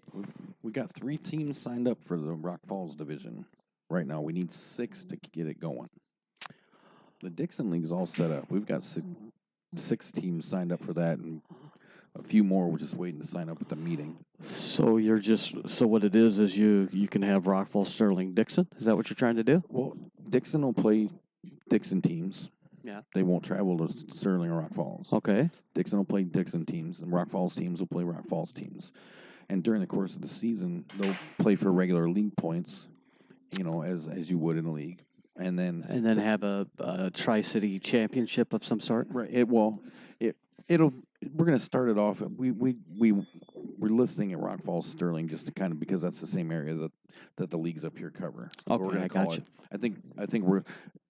I guess when the teams build, we'll let them decide if they're going to call themselves Rock Falls or Sterling. I guess. I got you. Yep, that makes sense. But during the season, the players will earn the regular league points like they would, and then they'll also earn what we're calling City Cup points to qualify for the city teams. The city teams will be 5 players. Like I said, it's based on that idea of Eric Noretto's from the G1 showdown that we saw between Streeter and Pontiac. It was awesome to see the passion between those 2 cities and the way they battled it out. Oh, that was great. Yeah. And I never did catch who did they give the MVP to? Do you remember? I think it was Obi. Oh, okay, yeah. I think it was no. It was not Obi. It was it's gonna kill me if I can't remember his name. The young kid played. It was his first time on the team. Yeah, I don't remember, but I remember I kept talking about Danny. No, running out. He had. They should have named a street after Danny. Yep, broke and ran out on that last one to force to get it. He played really well. I thought. I mean, I know he didn't get the MVP in that deal, but Danny Blackburn, he played good. Well, So if you're listening, I patted you on the back, buddy. Yeah. I thought you played really well in that championships. He had a pivotal match. He had that pivotal match that turned things back around for Streeter. Streeter came out real strong in that first day. Oh yeah, they really put a lead on him, and then it was Streeter and who Pontiac, and Pontiac had to scrape. I mean, they scraped. They got back in it. Oh yeah, they made a match of it. Yeah. The way it started off, you didn't think he was even going to make it to the second day because Streeter started off just on fire, and Pontiac ended up coming back. I loved it was a Moscone Cup style tournament, so they played singles and Scotch doubles and things like that, and it was great. It brought out a lot of passion in all the players. It was fun to see. And it looked like they had a really good crowd there watching it too. Oh yeah, they did. The day 1 crowd was a little better than day 2, but it was pretty early for day 2. It was a Sunday, but they did. They had a nice crowd in the first hand, and everybody was really into the whole thing. It was great. It was fun to watch. It'd be nice if we could get something like that around here going because it would create a lot of interest. It was a ton of fun. And Eric did a great job. This is the second year he's done it. He did it last year. He did stream I did some digging, and he did show some of it online. I think he did some stuff Facebook online. Eric, sorry. He put a lot of time into it. He was the referee for the match. He went all out to give the players that experience, which I thought was great. Right. It was a really neat deal, and then to have something like that in this area would be nice too. I mean, it's all about creating interest in the game of pool, and that's the key. Is if you can create interest and get the young players playing pool, then it'll survive. And we're trying to do that right now. Corner Spot in Dixon is working with us. I was going to say, it's going to bring that up where you're going to try to get some type of junior league started, or at least Corner Spot is real interested in helping us do that. They want to give the kids a place to come and learn the game, the etiquette. Well, there you go. If you're listening, if you got little ones out there and you want to get them in there playing pool, get with Greg here at TNT Tournaments, and we'll put something together. We can get some decent players out there to help. Just if anything, just practice for now. Right. They'll be, in the loose word of it, they'll be competing. We're hoping the startup season will be singles play. Yeah, I got you. And just match them up against each other. I mean, essentially, like I said, it's going to be just about getting the kids in there, getting a cue in their hands, letting them play and learn how to conduct themselves in the environment, so that they can create a better image going down the road for kids to play. Because if we're being honest, that's one of the problems for a lot of the young kids is there's not a lot of places for them to play, and the places that they do, they don't get. There's a bad stigma to it. A lot of people think, well, these kids are going to come in here and, so we want to kind of cause trouble. Yeah. Hoodlums. So we want to teach them how to change that stereotype, show them the etiquette, how to show respect for the tables and the players and sure, things like absolutely. That. So, absolutely. We've got 4 or 5, I believe, right now, pretty interested in. We're getting ready to finalize dates, and we'll have a meeting for that soon to get going. Corner Spot is real down for it. It's a great place to do it because you can come in with your kids, let them shoot. Yeah, and they serve great food there. The parents can sit around, have something to eat while the kids are playing their pool. They can do a little gambling in the machine if they want. Take care of some adult stuff while we teach them how to do it. The best of both worlds. Yep. And give you something for the kids to do too. And we're not going to charge any. To start off, we're not charging any weekly dues. The only thing will be an initial $10 sign up, so that we can throw them a little party at the end of the season. Sure. And then pay the quarters for the table. So that'll be about it for now. So. Yeah, well, if we've got to try to start getting the youth involved, and that's for sure in this area. Nice shot there on the 8-ball in the side pocket. Brett's looking to go up. Yeah, he's 3-2. Mitch is hanging in there, at least in this one. He's trying to redeem himself. That last one where he hung that 9-ball and let Mitch tie it up was harsh. So Brett goes up 3-2, and we'll be right back.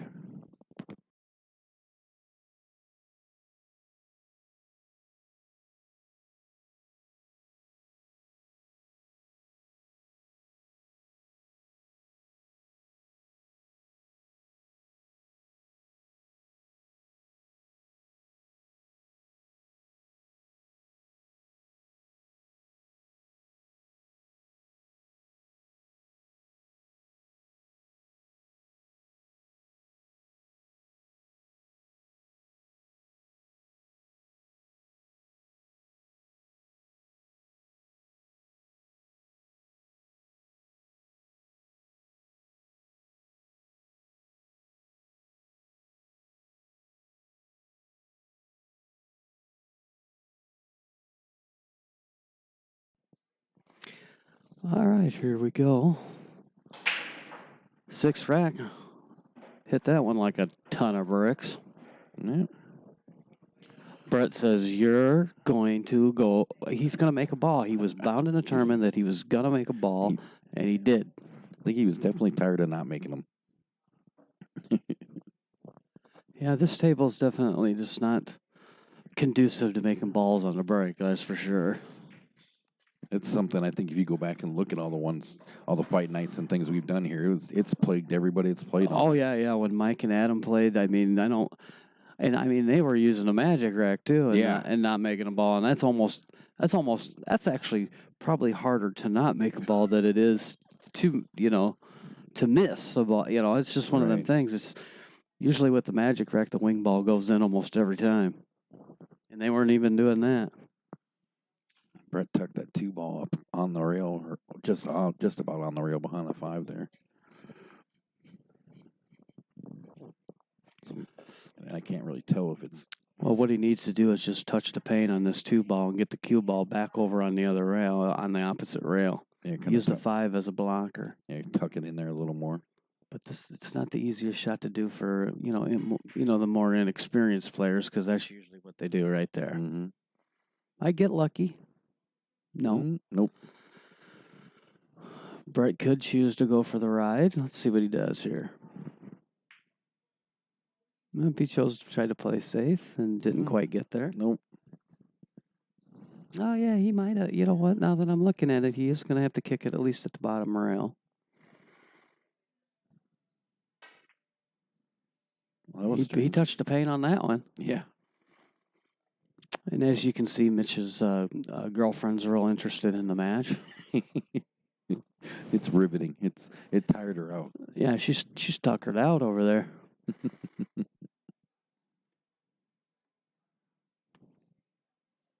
Kind of reminds me of Bill on the Hill's wife once in a while. If you go over there, she'll be sitting over in the corner just sound asleep. And the thing about it is Bill doesn't even realize it, and she'll just be over there sawing logs, and Bill's paying attention to his game, and He's focused. she's sleeping in the corner.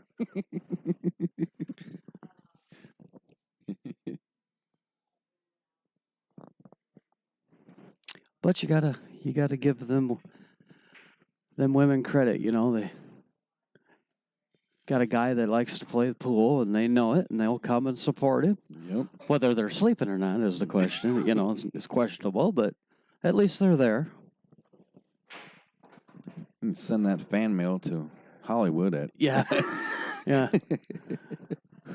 Don't hate on me, ladies. Don't hate on me. Tough shot on this 4-ball just past the side pocket here. He manages to get a nice Hey, he little played safety. safety. Nice, played good it very shot. nice.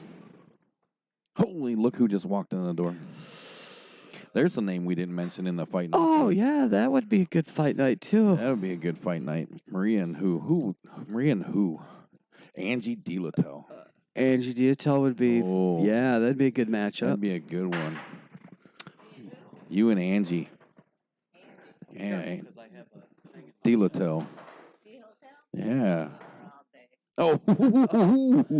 You heard it online. Yeah, you heard it right here. Yeah. No, I'm good. Yep. That would be a good one. We might have to try to push Well, that. you heard what Maria had to say Yeah. about that. Yeah, Angie, I'm not sure if you're watching, but she said she'd whoop you all day. All day. All day. All day. All day. What if they play at night, though? Oh, well, it'd be a long beating. That was a picture, wasn't it? Huh?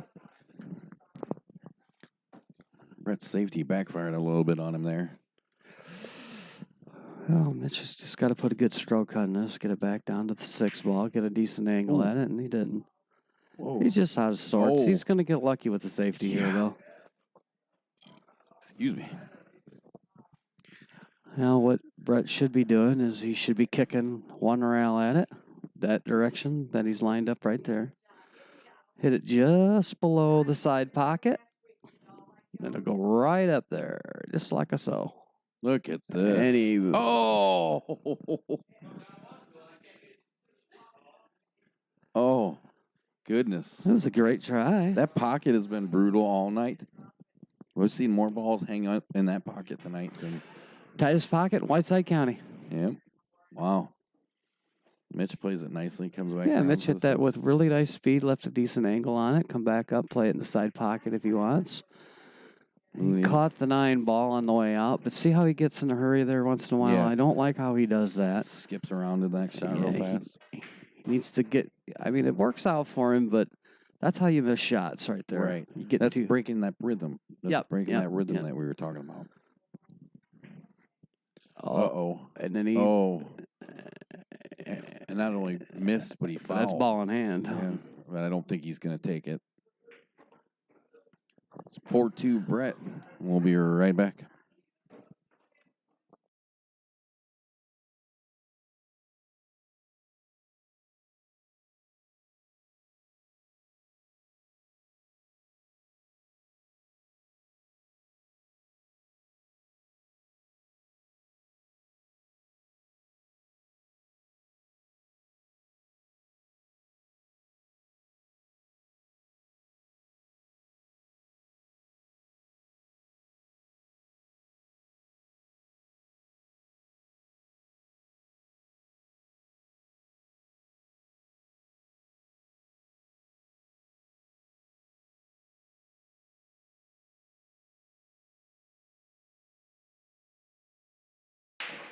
All right, so here we go. Ooh.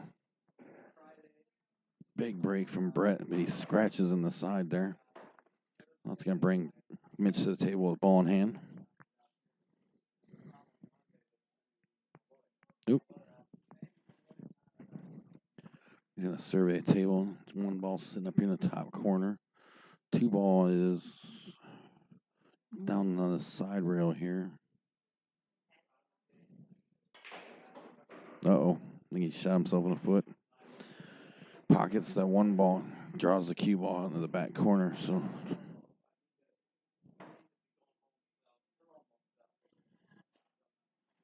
Brett will come back to the table now with ball in hand.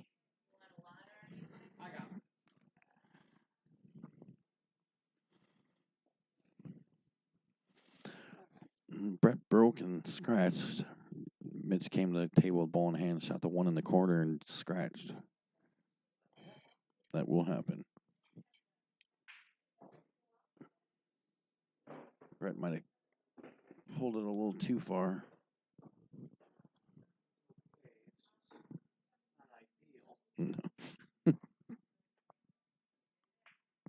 Uh-oh. Didn't quite catch that one real good.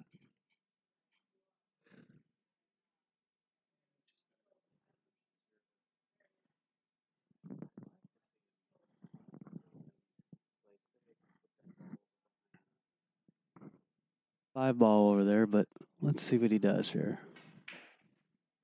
Oh, some of you might have heard Hollywood in the background on my microphone. He didn't say anything too terribly awesome, but enough that I missed it. But we got you back up now. Sorry about that. Oh, yeah. Sorry. That's okay.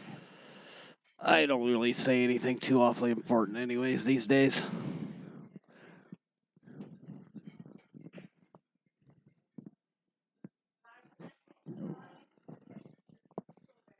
Well, he left. I don't know if he left him enough angle that he can make it in the bottom right-hand side. He might have to cut it up to the other end. Well, he can almost. Yeah, he's looking at it now. Apparently, he thought he could make it, but I didn't think so. A weird leave. Yeah, what you want to do here is just skim the paint off of it, go 2 rails, and use that 8 ball up there by the spot for your blocker. Right up there. Not enough speed to her, I don't think. I don't know if he quite got it there. It's still a tough get because he did get that 6-back out in front of it. They might be blocking it a little, but it looks like he can bear down on it, so didn't quite get her there. Yeah. Holy. Wow. I don't know what. Yeah. Yeah, it goes down and it's ball and hand foul. Yeah. Wow. I am at a loss for words. That was 2 chances at black eyes tonight. Yeah. Apparently pool now requires safety goggles. Yeah, might need a roll cage. Right. I think Mitch might be just a little bit unhinged right now. He's just It's not been his best night. Borderline tilt. He's tilting a little bit, yeah. Tilting just a little bit. How do we put that? He's gonna have to knuckle down. Knuckle down, put some funk on it. But like I said, every pool player has these kind of nights where they just can't seem to get it going. Right. You're just that little bit off every time, and nothing you can do about it. Yeah, that's all it takes. And the next thing you know, you're down 5-2. Yep. And we'll be right back.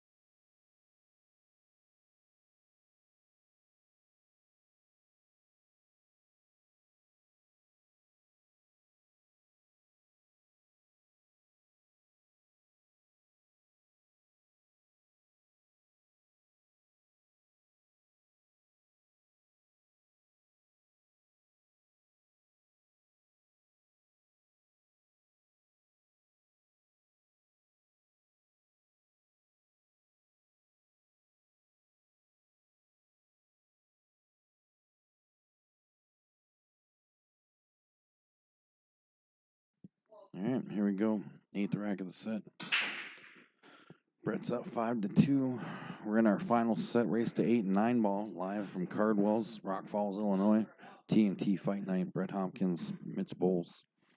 Brett won the first 2 10-ball race to 8-4, and the second 8-ball race to 8-4. Yeah, both races were 8-4, right? Well, yep. I'll be right back. Catches a. Mitch can still get a hold of this 2-ball. Puts it in there nicely. A little rough shot on the 3 now, though. Don't forget, if you enjoy free live streaming, pool, and more, make sure you hit that like and subscribe button. Click on the bell, turn on your notifications. And check out those links in our description. Stop by the Facebook page. Give that a like. Keep up with our tournament and league information. We got all kinds of cool stuff going on. Getting back in the swing of things. Getting things going. Doubles league's getting ready to start. Our Sunday league just finished up. Great performance from the teams there. Congratulations to Bad to the Bone out of Wise Guys in Dixon, Illinois for their league championship on Sundays.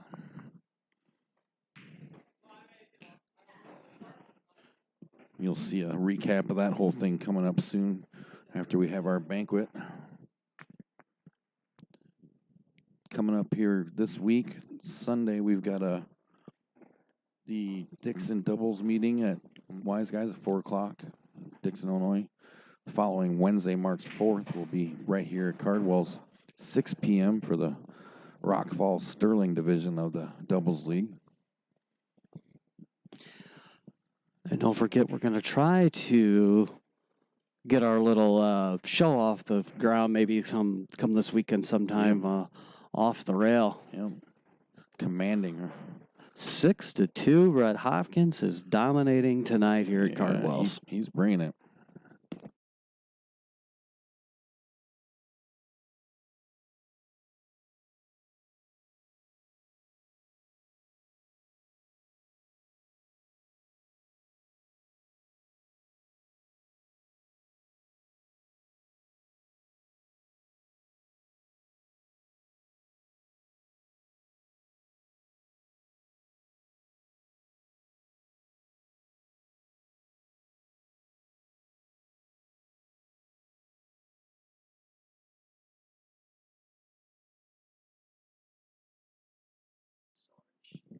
Oh, you and me both. Yours probably worse than mine, but anyhow, here we go. 9th rack of the set. Brett's up 6-2. Yeah. And doesn't Came drop up anything in the empty. break. It does appear that Mitch's girlfriend is awake now, though. She is moving. She's awake. And I fear for the moment that she watches this.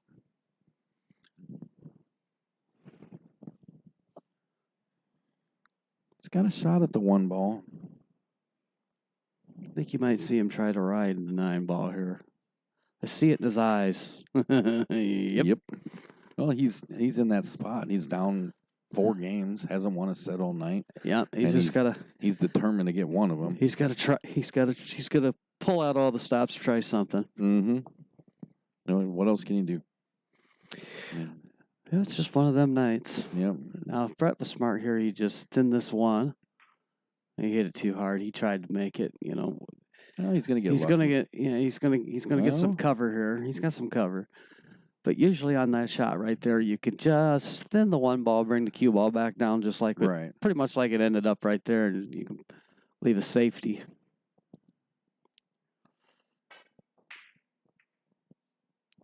Another thing, he did it again. He just miscued again. Mm-hmm. It's either that or there's something funny going on with that cue that I'm not aware of. I will say this, and not to link it to there's something funny, but I do believe that he is playing with one of the Kenny French shafts, Kenny French carbon fiber shafts. He might not be. Yeah, he might not be quite used to that shaft. I'm not sure. But every once in a while he'll hit it, and it has a weird sound. Well, he's miscuing is what he's doing. Mm-hmm. And I have found when I've changed over to the carbon fiber shaft. I mean, it does take a little bit of getting used to. I can't think of the name of that, of Kenny's. I think it's called the Risen, isn't it? I couldn't remember if that was the jump cue or if that was the shaft. I'm not sure either. I'd have to look. I'd have to ask. Yeah. I'd have to ask him after the match. Anybody's watching and can think of that. The new Kenny French carbon fiber shaft. Can't remember if they're pretty sure. Yeah, he's got some nice stuff out, and I know that he does have a Facebook page for that too. Rival Cues. Rival Cues, is that what it is? Rival Cues. Hey, go look that up. You can get yourself carbon fiber shaft. You can buy the whole cue too. I believe. He's got a whole cue, and I believe he has another jump cue that I'm not sure if it's out yet or is real close. I mean, I'm sure. I know I did see the prototype before he moved back out when he moved out to Vegas, and it looked pretty sharp. Mm-hmm. Hey. But like I said, I've been kind of out of the loop the last few months here, dealing with my own little personal issues. So I'm trying to catch back up, so to speak, on the fly. Yeah. Brett plays a little safety action there, hides that 4-ball at the top. Well, yeah, go over. You can go to Facebook and search Rival Cues, and you'll find that Facebook page. You can find all the information that we can't seem to pass along to you right now.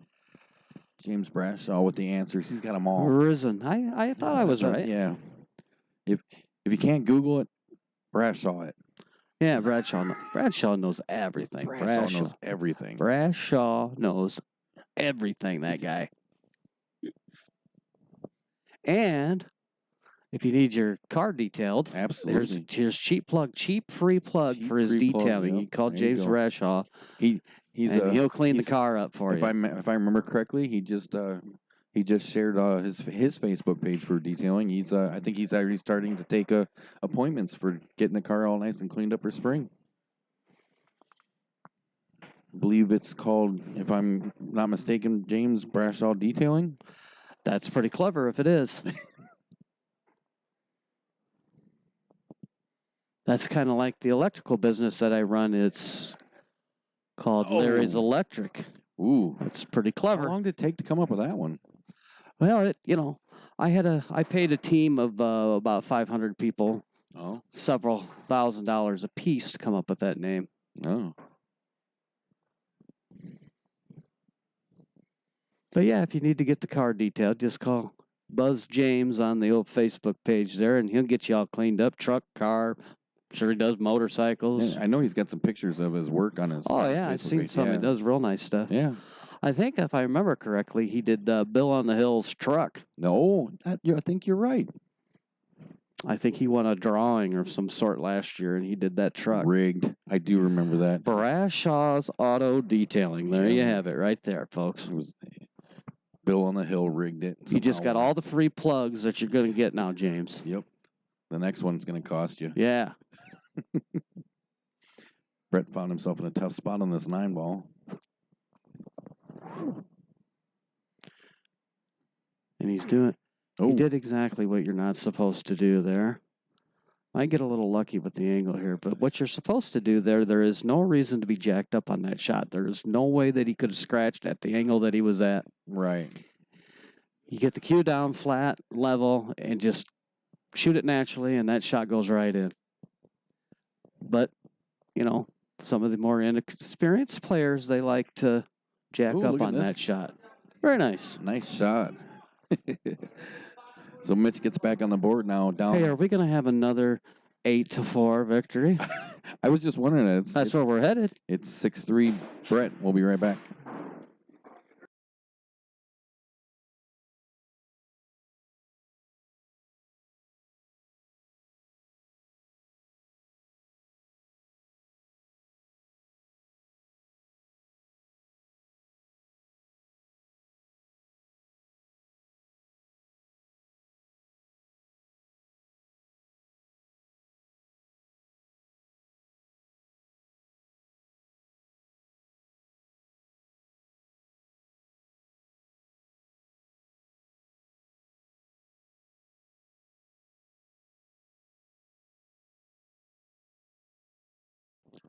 All right, here we go. 6-3, Brett's in the lead. 10th rack of the set. Mitch hit them really well. Oh, there he Pockets goes. to 5 in the side ball. Or in the pockets to 5 in the side ball. That didn't even make sense. I believe he pocketed the 3 ball in the side pocket. No, it was the 5 ball. Or was it the 5? Okay. Yeah. It's a very nice bank shot there and even leaves shape on the 2. And I hate to be critical of Bitch, but he does get in a bit of a hurry here. And He put some funk on that one. yeah, he did. I'd like to see him slow down a little bit, though. I Yeah. think it would help his game tremendously if he'd slow down and get himself a little bit better routine, because that's what happens right And he's there. coming up out a lot. He seems to be coming up out of his shot a little too quick. Yeah. And I Well, might be wrong, but it seems like he's putting a lot of power in all of his shots. Yeah, well, that happens. He's behind. He's trying to push the point, and it happens. This is lesson learned. All right. James. She's not. She's actually tuckered out from all the excitement of watching the match. That she just had to rest and recuperate.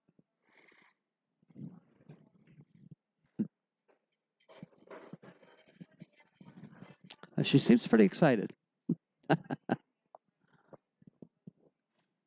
She's playing the mental game. She's trying to psych Brett out by making her.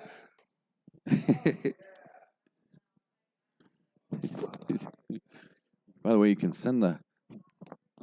Oh, I'm hitting the wrong button. I don't know what the heck just happened there. That shot turned out all kinds of weird.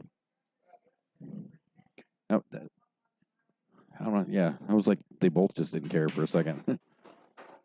He just seems to be putting a lot. That's going to scratch right in the side pocket. Tape. It's going to bring Brett to the table, and Brett, he's got enough talent. He should be able to get out from here fairly easily.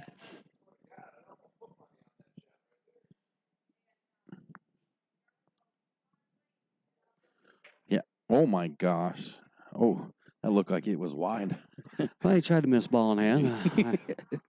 We've all done it. I've done it. Yeah. I wish I could say I haven't, but I have.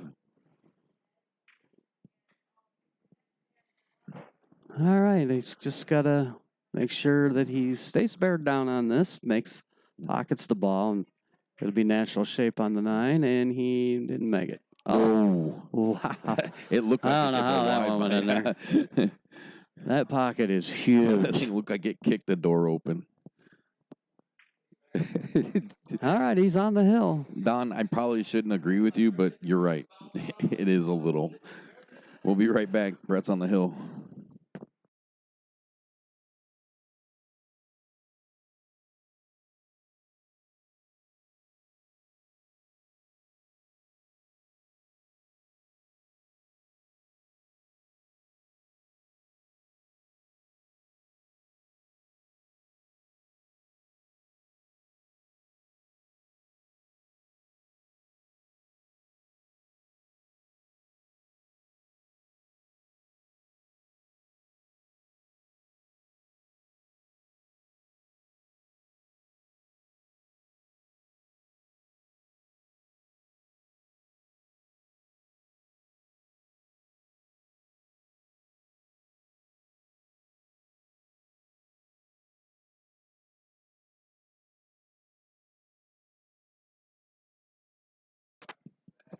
Here we go. All right. Oof. 7-3. Oh.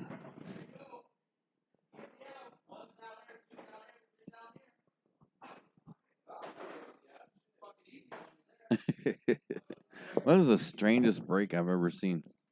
Just parted the green felt and put the balls all on either end of the table. Yeah, I'm not sure what's going on here, but looks like a 3-ball combination of some sort. Yeah, I don't. Executed perfectly, I might add. So if you're gonna do it, that's Couldn't have done it better myself. Right. Pretty sure you taught him that shot, didn't you? Maybe he should just stick with 3-ball combinations. I gotta say that was probably a I mean, he hit that 3-ball combination and like he knew what he was doing. Right. It was a strange opening shot decision, to be perfectly true, but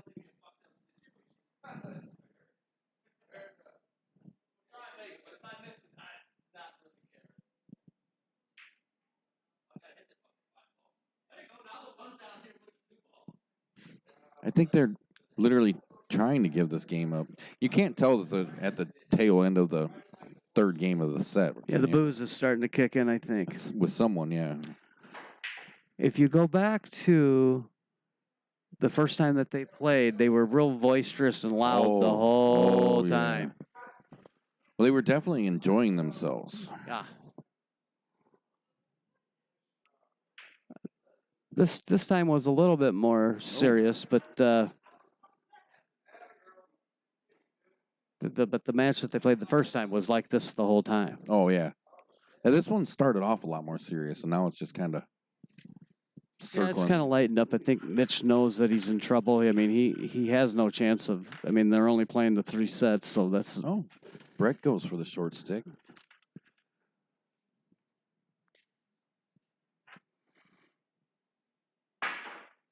Nice. Oh, what a nice shot. Look at that. I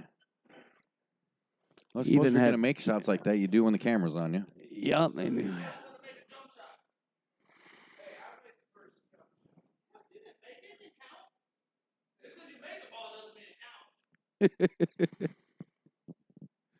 Oh, it's getting ugly down there. You saw him surveying. Oh, that was a bad hit. Bad hit. And what's that old golden rule? Don't aim when you're down. Aim when you're up. Right. Well, as you seen when he got down on that ball, he did look. He took his head. He looked in another direction, and then he tried to stay down on the ball, and that's just bad mechanics. It's part of finding that routine and sticking to it. I'm not sure. I don't know what's going on now. I'm not sure either. This is.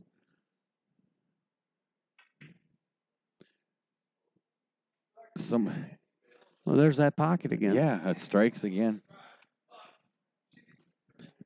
You don't think either one of them's ready to go or anything, do you? I know I'm ready to go. And it's past my bedtime. You and me both, buddy.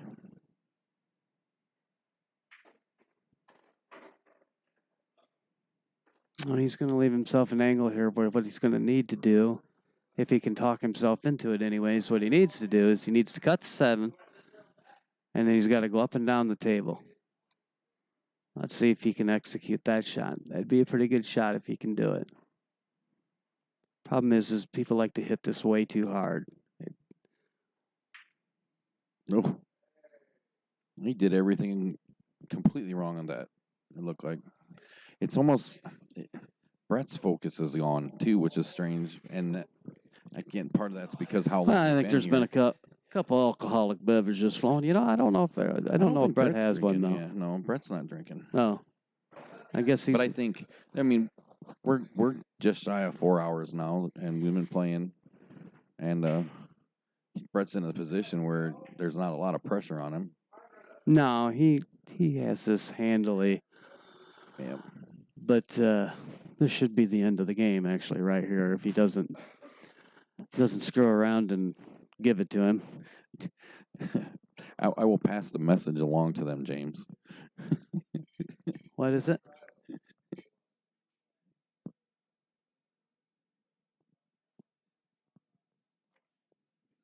I'll take the 8-ball, James. You knew that was coming. I haven't even been playing. Brett's got a good chance of getting out of here. Oh, what did he do? Why didn't he play that all the way up? Well, that's what he should have done. I mean, he was looking at shape. He's right, looking at shape. Got it. Thought it would be easier to get to shape, but that's just... That's them up 4 games on the hill. Oh, well, here it's going to be 7-4. Mitch is staying true. Timmy Bly. All right, now if it goes like it's supposed to, Timmy Bly shows up to the party. How you doing, Timmy Bly? Happy birthday, man! Happy birthday. We Happy missed belated it. birthday. Let's see if I can how fast I can do this here. Let me fix this score. We were just talking about you a little bit ago there, Timmy. Yep, we were talking about You Got Action, trying to get a team stream going where your team takes on somebody else, and we'd like to see that happen, Timmy. See if you can find somebody to play you guys. I think everybody's scared of you, though, to be honest. Yeah, I think that's. We were also talking about. Let me see if I can get this going on here. Hold on. Yeah. Oh, the 3-rail kick shot. Yeah. Timmy, we put your Yeah, 3-rail kick shot on Here, here. Timmy's in the chat box. Let's check this out real quick here. Oh, I didn't do it right. Oh, I didn't do it right. Oh, we'll come back to it. It's all jacked up. Look at this, all tiny. It's all jacked up. We'll come back to it. We'll get that here in just a second, Timmy. I was showing it earlier, but yeah, you're good. Yeah. Here we go. 12th rack of the set. Sorry about that babbling. Mitch is going to break it up. Down 3 games to Brett. No, ooh. Well, that's not how you start off a game. I'll go fix this here right quick. You can get the 3-rail kick shot in now? I'm going to fix it, so we'll get it in before it's over. That's for sure. Okay. Oh, Sam Henderson. Look, the whole gang's up in here. Sensational Sam. I'm going to let you field his question. Sam's asking what the score is. The score, which is right if you look under TNT Fight Night there, says Mitch 4, Brett 7. Can you see it, Sam? You, Sam? Can you see it? Does he see it? Yeah, he said, my bad. We just had to mess with you a little bit, Sam. Congrats, too. You didn't. I saw you did pretty he's good been tearing it up. I believe he got, was it first or second in the Scotch doubles over there in Clinton, I seen. Mm-hmm. Boys are tearing it up. I'm going to guess his partner held him up, huh? Timmy Bly says Sam doesn't want none. Hey, you guys are on the same team. You can't be playing each other. Right? Nice shot on the 4-ball there. Brett's looking to close this one out in a hurry. Yeah, and if he wins this 8-4, it means all 3 sets for one 8-4. Right. So that means he must have to spot him a couple of games, huh? I'm thinking that would probably be the argument. He could make that argument for sure. He could. I don't know whether he's going to win or not, but. But yeah, if we got any viewers out there, get your team together. You Got Action. You can go to their Facebook page, check them guys out. Send them a message, send us a message, whatever. We need a team to take on You Got Action. We want to stream it on the TNT Fight Night. Yeah, I think that would be awesome. Nicely played. Look at this. Well, this is looking like it's going to be an 8-4 finish, folks. It is This definitely should be that way. pretty elementary here. Oh, there you go. You and Sam, some doubles with some people. Or, yeah, Sam and Timmy can play some doubles action.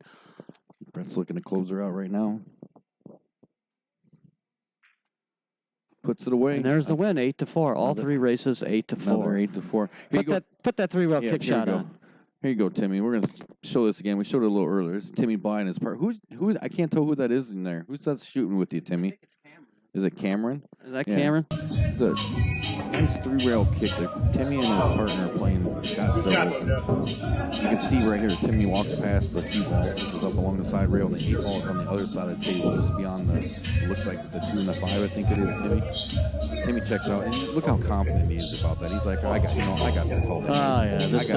This is your typical no-brainer 3-rail kick shot. If you look real close, he's got one eye closed.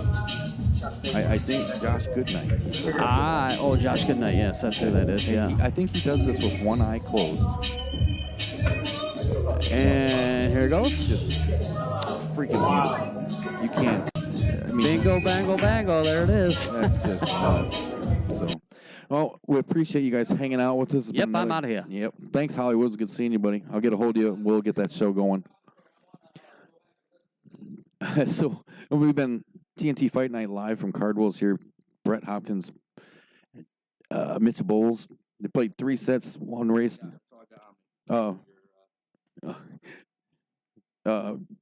lost what I was saying. Brett's coming up here throwing stuff at me. Race to 8, 10 ball, race to 8, 9 ball, and 8 ball. Brett takes all 3 sets, 8-4. And we got some cool stuff coming up. Make sure you get over there and check out the TNT Facebook page and the TNT groups for all the information on the upcoming doubles meetings and signups. Our junior league is there'll be some more information posted about that. Get your kids on down, get them in the game, teach them the etiquette and how in the basics of the game, get them going. We've got all kinds of cool stuff coming up. Next weekend, March 7th, we will be out in Freeport streaming the Alcorn Memorial Tournament. It'll be a ton of fun. So if you can't make it out and looking for something to do, so hang out and watch that. You'll be able to see that. We'll keep an eye on it, see if Mr. Curlo can go for the three-peat out there. We'll see how it goes down. It's always a good time. Mike Brubaker taking care of business out there, putting down a great thing. I know the tournament out there is all filled up right now, and I think he's taking a waiting list, but if you're looking to play still, you can head over to 2nd Street Billiards in Kewanee. There's a benefit tournament for Mark out there. And you can get out there and help that out. Both of them are great causes if you're just looking for something to shoot. And, of course, you can always watch the TNT Facebook page for all kinds of tournament information. If you got something going on that you'd like to have us share to help get it out there and help people about it, just get a hold of us and send it on out there. Or send it to us, and we'll get it out there for you. Appreciate you hanging out. Don't forget to hit that like and subscribe button. Click them bells. Turn on the notifications. We'll catch up with you next time. I believe Sunday we will be bringing you another little battle between John Bresley and Sam Maggio. A couple races to 8 live from Cardwell's here again. So I think that's supposed to start at about noon. We'll post some information on it a little later. Have a great night. Thanks for hanging out. Oh. I will pass that message along to him, Sam. We're going to get out of here. If you haven't, go over the TNT Facebook page. Make sure you've checked out the Pool Players Connection group. Link up with more pool players around the area. Set up some stuff. And you now, Sam, I don't know if you're in there or not. But if you aren't, maybe stop over to the Pigeon Coop and get hooked up. And you guys can try to set something up with that with some people through there. Oh yeah, we can always figure something out. But all right. I'm out of here. I don't know about you. I'm out of here. Guys, we're gone. Big thanks to Hollywood for hanging out with me. It's been a while. It's good to hear his voice. We will catch you guys on the flip. Have a great night. Keep them chalked.